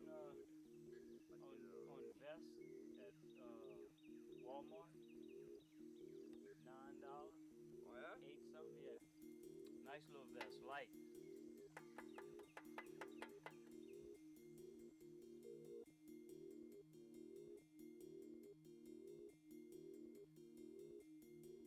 I'm not running ads. That's just Twitch doing that. Hate them shit's kind of heavy too. The batteries, yeah, the batteries are heavy as fuck.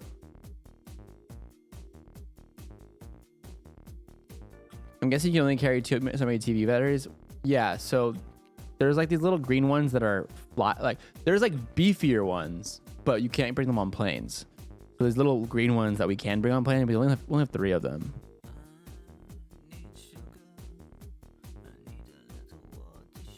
Are the pod ad reads filmed last each session? Yes.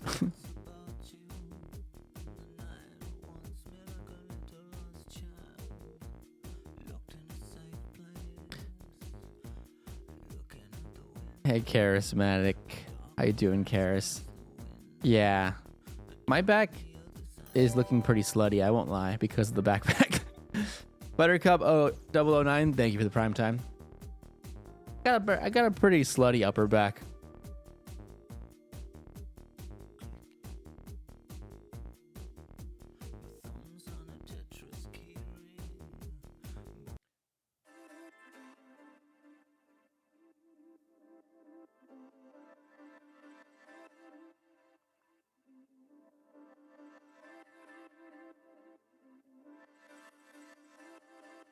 You have any podcast episodes in the tank in case you miss a week? Nope. What if you had one of those exoskeletons that can help you carry weight? Yeah, so the problem is like the more you pack, the more you add to it, the worse it gets. You gotta be light and mobile.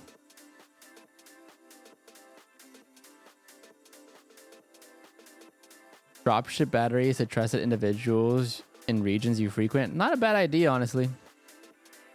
Not a bad idea. Hire me on his muscle just to follow us around and carry shit.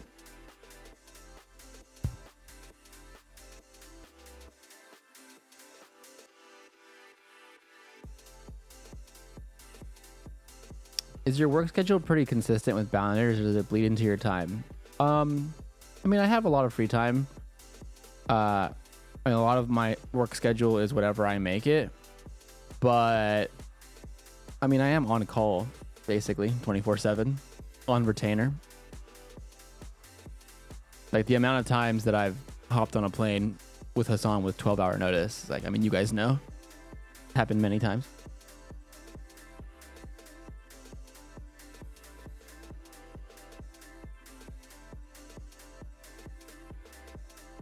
So I'm gonna have different safe houses with stream equipment, like he's Batman, but for streaming. Dude, I low-key kind of pitched that. I was like, yo, we need a safe house in New York.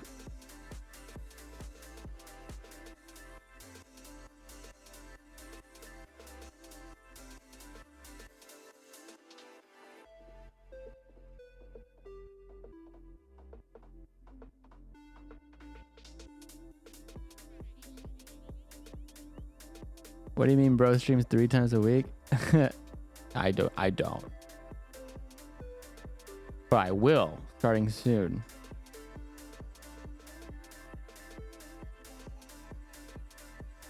How do you feel about getting loomered? It's fine. Comes the territory. I've had worse stuff happen that you guys don't know about.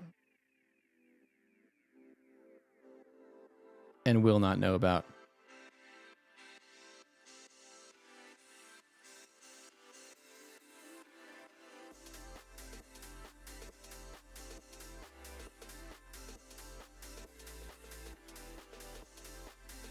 Monka. No, nothing like that crazy. Well, I guess it depends on who you ask.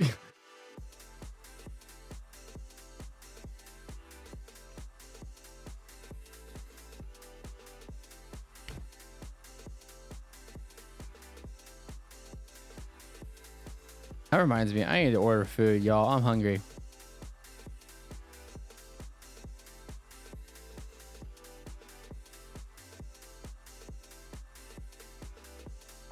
Marks, the Abdul election night might be the best night for Hassan.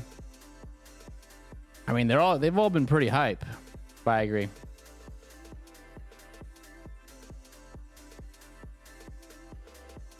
What are we eating? I don't know. What do I eat so I don't get the parasite? What am I ordering, chat? I'm fucking hungry.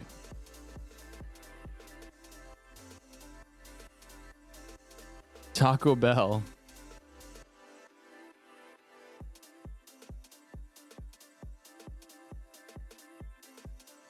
Beige food seems safe. What is beige food?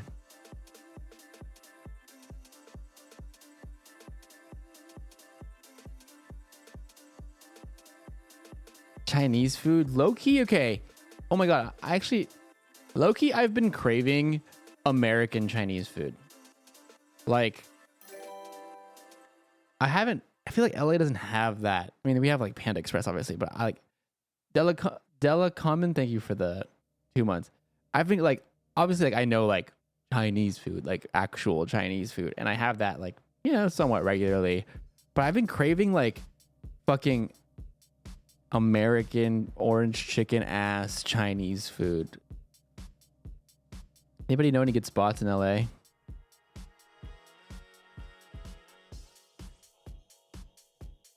LA doesn't have a good American Chinese? I'm sure it does. I just don't know where it is.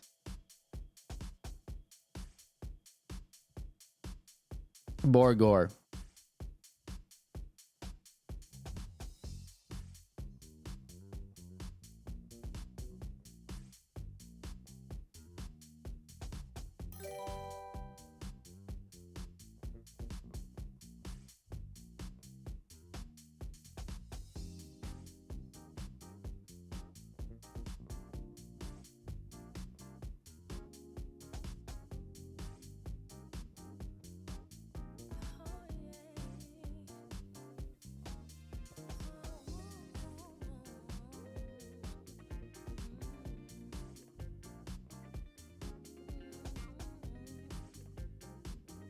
Sorry, I'm making plans for tonight. Bimble Griggs. Thank you for the tier 1. What a name.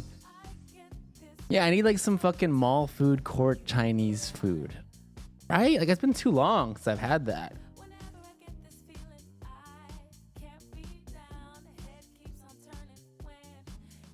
Crab Rangoon is definitely... Yeah, any gooners? Want a real LA cut? Chinatown Express on Western and 3rd. I drive by that place all the time. Is it actually good? Isn't Chinatown Express a fucking chain?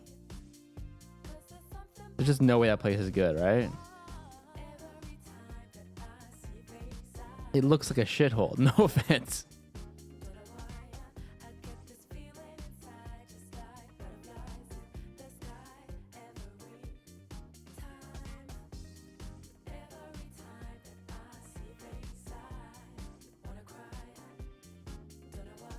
Shitholes have the best American Chinese food. That's also true. Toasty Bread 22, thank you for the fucking tier 1.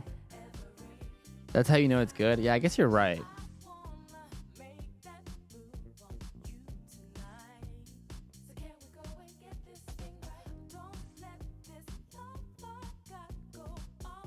Bimble Riggs, I don't know what it is. Bimble Griggs, I don't know what it is about you, but I like your name. Toasty Bread 22 with the sub and then the gifted sub.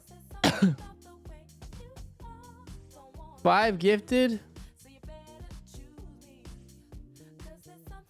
5 gifted. God, thank you. Goddamn it.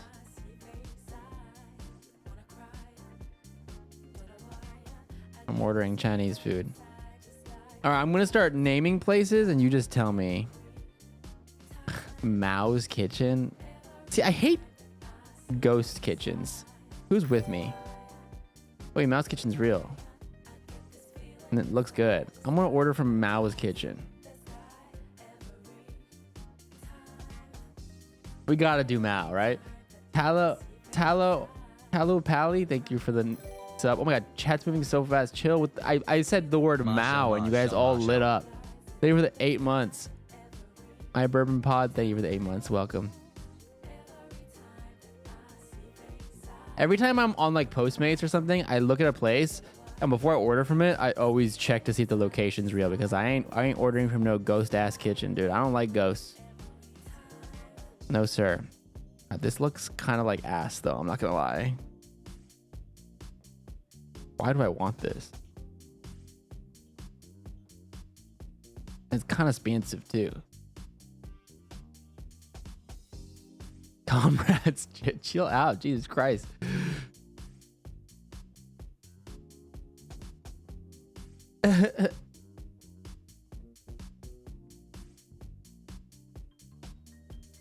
The way I would fuck up some orange chicken right now. Maybe it's better if I search by orange chicken.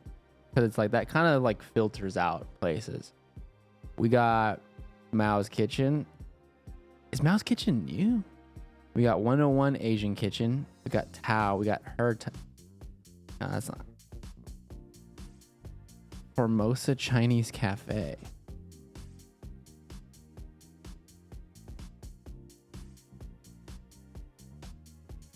Genghis Cohen.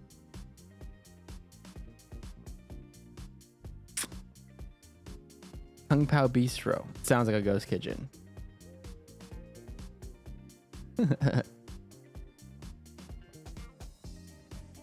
Mao's Kitchen is actually pretty good. Okay, Chatter said that, and I'm not gonna fact check that at all. I'm gonna just run it. What about Fat Dragon? Y'all ever been to Fat Dragon? This place looks like a shithole also. Ban if bad. The fuck are these names?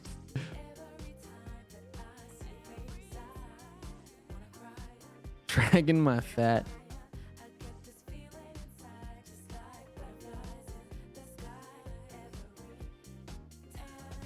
Hang on now. Song's a vibe. I like this one.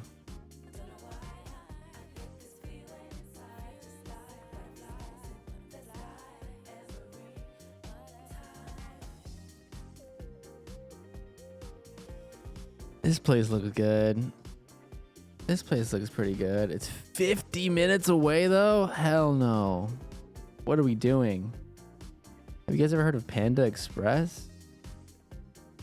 Fuck it. We're getting Mao's. Let's get Mao's Kitchen. What are we getting from Mao's Kitchen? We gotta do the orange. We just have to. We have to.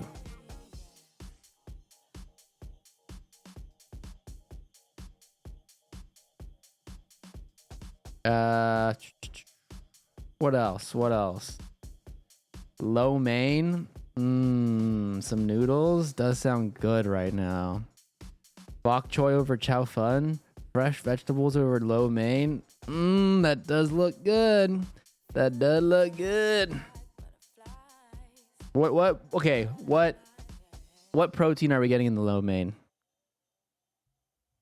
Egg rolls? Yeah, what's like the fucking trashy Chinese takeout ass order? Orange chicken, lo mein, egg rolls, beef? You gotta go. A lot of you guys are saying beef. Okay, fuck it. I mean, I'm already getting orange chicken, so I guess beef switches it up.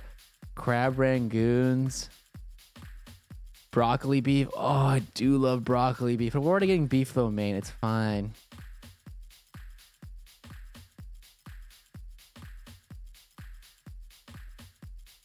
There's a category on this that's so it's like noodles and fried rice, fucking entrees. There's a category that's called remember the bitter but savor the sweet, and there's one item under it. It's a chocolate pineapple for $10. 1/4 of a freshly sliced pineapple served with warm chocolate sauce.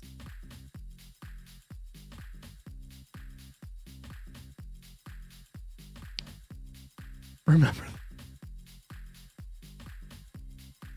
I kind of want egg rolls. Y'all are kind of making me want egg rolls. I wonder if they have any. That's gonna be too much food. But the nice thing about American Chinese, it's like I can over order and then put it in the fridge and like have food tomorrow. That's leftover material. So I don't really feel too guilty about over ordering.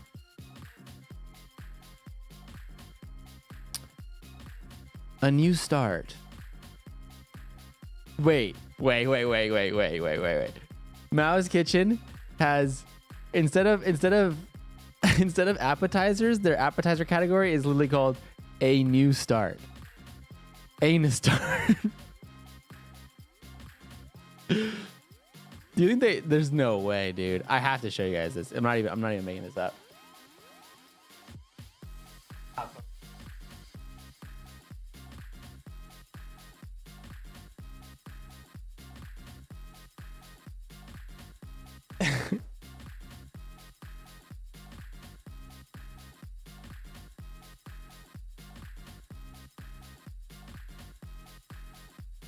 Beijing spring roll.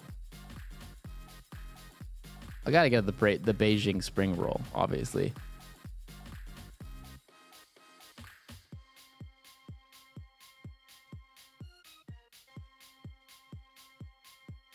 Okay. Feels good. This feels good. I feel good about this. God, that broccoli beef does look so fucking good, though.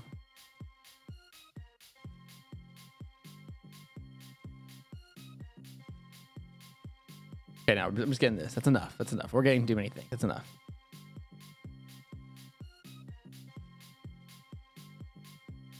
It's so LA, I can't. I mean, I am in Los Angeles after all. March from Beijing, that's me.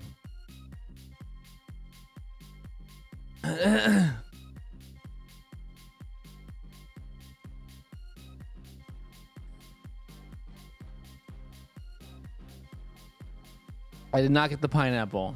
It did not sound that appetizing.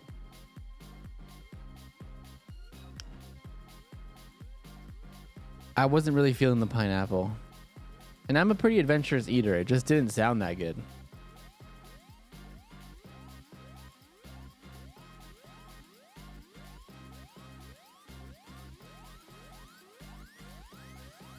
Lemon tea is pretty good there. Have you been there? Have you eaten the King's Hawaiian restaurant in Torrance? I have not. You listen to breakcore at all? Yeah, I like breakcore. I get down on some breakcore. Yeah, there's a lot of you motherfuckers in here. Go home. Why are you guys here?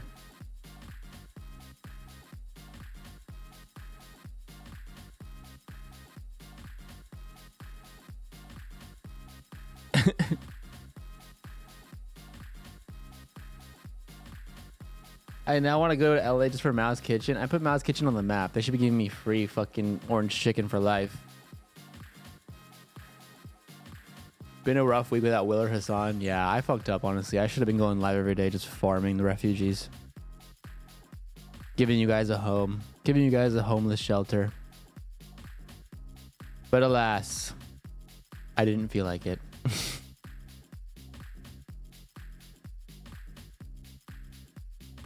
Will was just on all day yesterday. Yeah, I know he was doing the Valo tournament. I remember I saw that.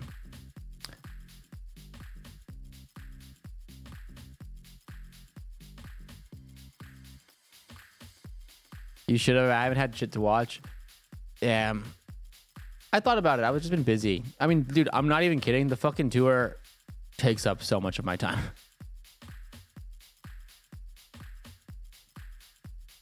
Can we see Gun of the Chud?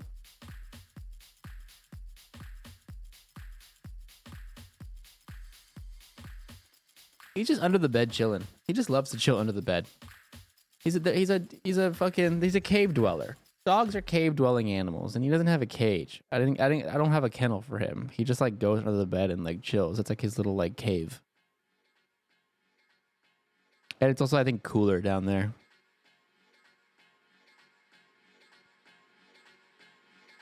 It is our duty as human beings, no matter what our political persuasion, our religious preference, race, or nationality.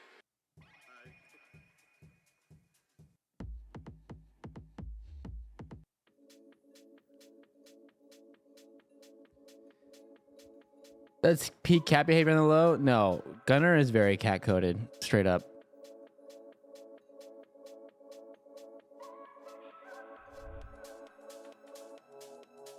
Perchance some gaming tonight. No gaming tonight, but next stream we'll probably have a little gaming. I don't know how much longer I'll be going tonight, just because I am going out and seeing some friends in a little bit, and I gotta kind of like mentally prepare for that. And then also, I wasn't really planning on streaming too long tonight to begin with. I kind of just wanted to fire up the broadcast and just check in with you guys, touch base, any questions you guys might have. As it regards to Beer and Pod live show, or just my life in general, or anything else. Okay, life haver. Okay, friend haver. Okay, yeah, I was gonna go to bed, but now I have to wait for Mao's kitchen review. It's not gonna be here for a bit. I'm not even gonna be live for that, which is kind of a scam, but I'll tell you guys next time how it was. I don't know. I'm like running out of gas. Around the 2-hour mark, I just run out of steam when it comes to being live, you know? It's just a lot. This streaming shit. I gotta take a page out of fucking Chudwig's book and plan some streams. I just went live. I haven't been live in a long time, so I was like, oh, I'll just yap until I'm bored of yapping, and then I'll get off and check in with them. But like the next time I go live, I'll you know, I'll have a more planned syllabus. Gotta keep yourself scarce, bro. I see you. Exactly. Increase demand. My birthday today. Happy birthday.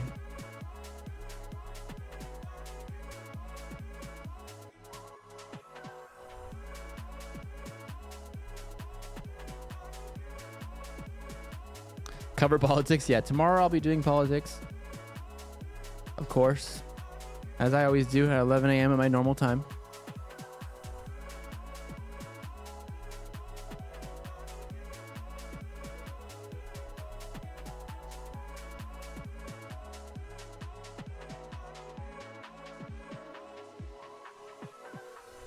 Thank you. Hassan and I have the same birthday, but I'm drowning in a sea of chatters. I see you, twin.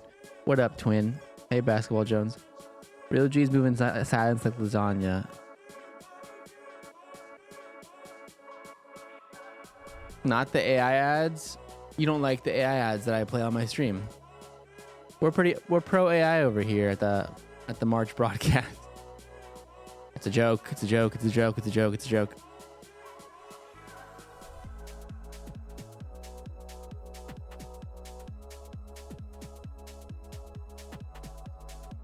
So, Trump 2028, huh? How we feeling, guys?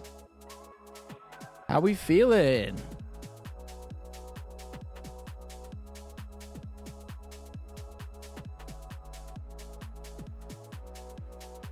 I'm gonna kill myself. Trump 2028. What do you guys think happens? I wish I could go watch ads on March broadcast to give him more money. Oh, that's very sweet of you. Brian, kill me. I already voted early. My big, beautiful boy's running it back again. Yeah.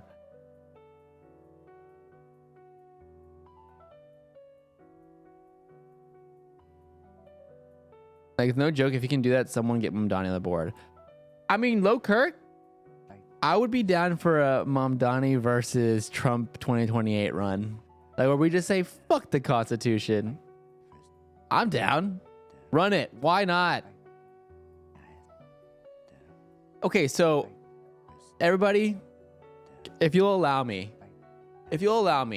put the tinfoil hat on just a little bit. Let's have like a little, we can have like a little bit of conspiracy fun, like just like a crumb of conspiracy. Like, I don't have any sort of responsibility to my viewers to, like, you know, be accurate, factually correct as it pertains to these things. I'm not Hassan. We can get a little Alex Jonesy here for a second. Alex Jones type shit. Like, okay. Elon Musk satellite lasers. Election rig? Ashley, whatever her name is, text messages. Thoughts? What do we think? Are we like not thinking about that? Like, I feel like we didn't ask enough questions. I feel like we didn't ask enough questions. Like, I feel like we just kind of like casually like moved past that. And I was like, hold on. Like, is this not valid? I feel like I'm going crazy. Is this not valid? This is how echo chambers start, by the way. This is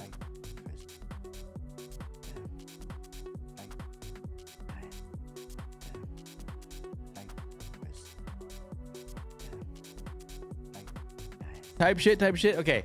Is this not valid? You're telling me Elon Musk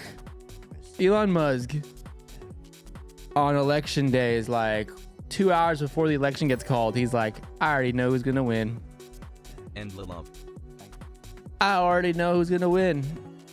Comedy's legal again. Legalize comedy. That's pretty good. I feel like I kind of nailed that. Thank you for the 8 months. And then so he says that, and then we're all like, kind of a weird thing to say. Dude's kind of quirked up and weird as fuck though, so whatever. And then years later, Ashley Sinclair goes on Hasanabi Pod and is like, he texted me and was like, I knew who was going to win the election before we knew. And then she was like, okay, whatever you say, Grandpa. And then he's like, no, I have like 800 space satellites that knew. And I was like, and then she's like, oh. And then we kind of just glazed past that. And then I was just like, wait a minute. Let's unpack that. And then no one unpacked that. So the reason I bring this up is Trump 2028. Space again. Make him president again. How?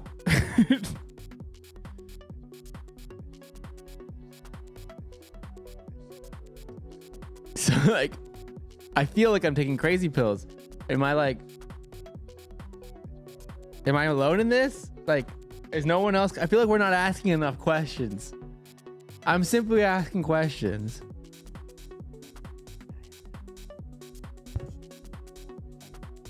This is all very interesting. I'm cooking. I can't tell if you guys are fucking with me. I feel like I'm actually cooking.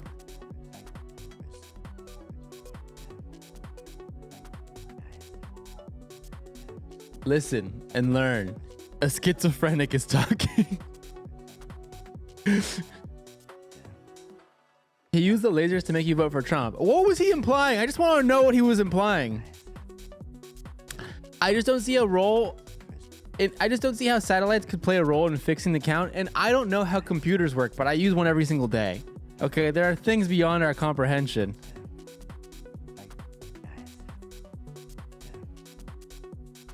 Legalize comedy.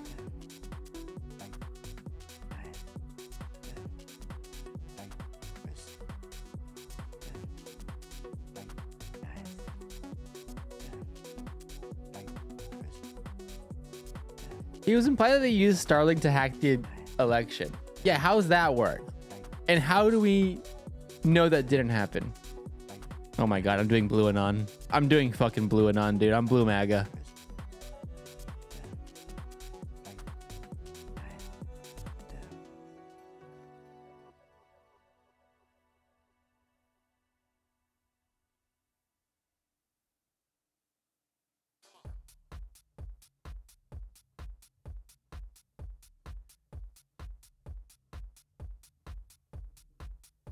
We don't know that it didn't actually happen because apparently some polling centers were actually using Starlink. Okay, see, this is suspicious. You're straight up doing r/something is wrong 2024. Wait, is that an actual subreddit? That's amazing. I'm doing Blaga. Maybe I'm naive, but it's more my belief in people that makes me able to believe this sort of theories. I don't think that many people are so dumb and evil to vote for that 3 times. I don't think they voted 3 times. I think he just fucking flipped the switch and then all the votes changed, right? Prove me wrong, fucking libtards.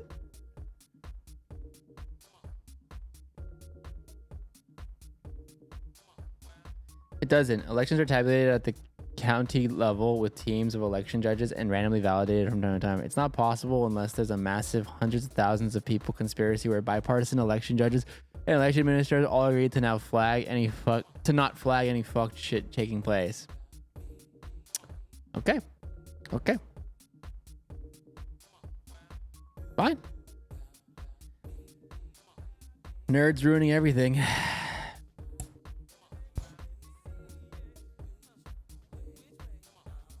That makes me feel better.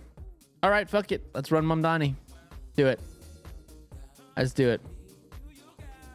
Kamala didn't run a strong campaign. Oh, no. I don't think she was going to win.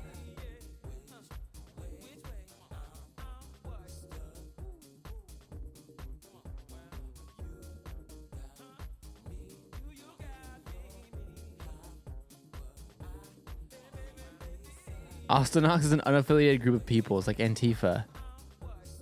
Mindlessly consuming magnesium ads. What are all these ads? I'm not even running ads. Twitch just does it like automatically. How do I get the money from that?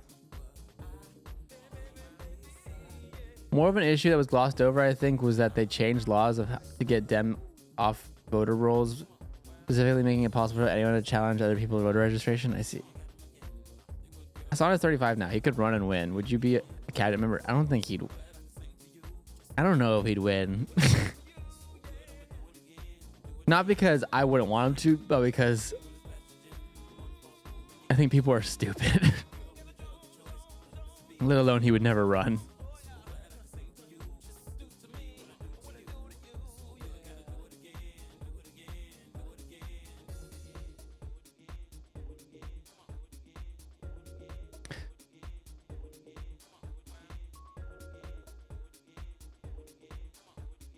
Dude, Ostonox is gonna get Hassan killed. I swear to fucking God. He's gotta chill, man.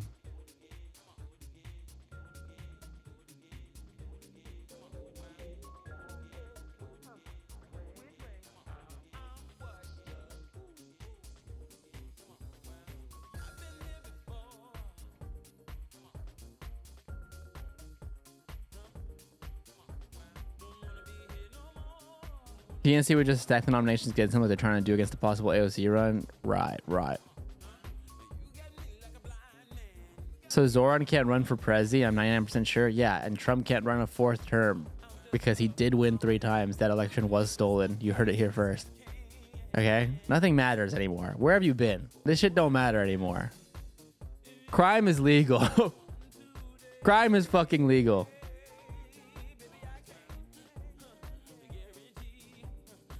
Him casually joking about getting sniped on the pod stresses me out. What do you think it does to me? I stand next to him.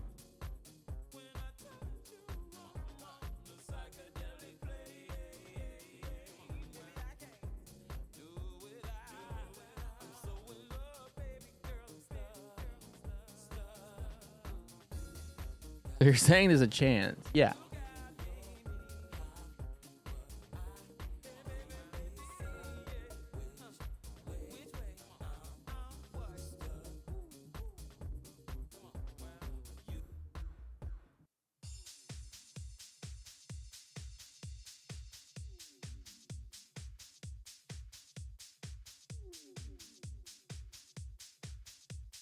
Anyway, it's been good.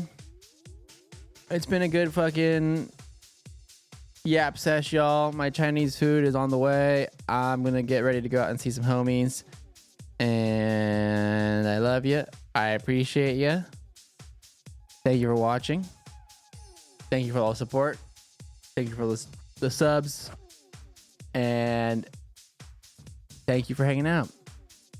I will be live again soon. I'm not gonna make any promises, but you know what? This was fun. And next time I'll fucking actually plan some stream content. But this was a good check-in. This was a good yap. Hopefully you guys enjoyed your time here. Hashtag I enjoyed my stay. I'll try to be back soon when I'm not as underwater. And I love you guys. Appreciate you guys. And yeah, goodbye.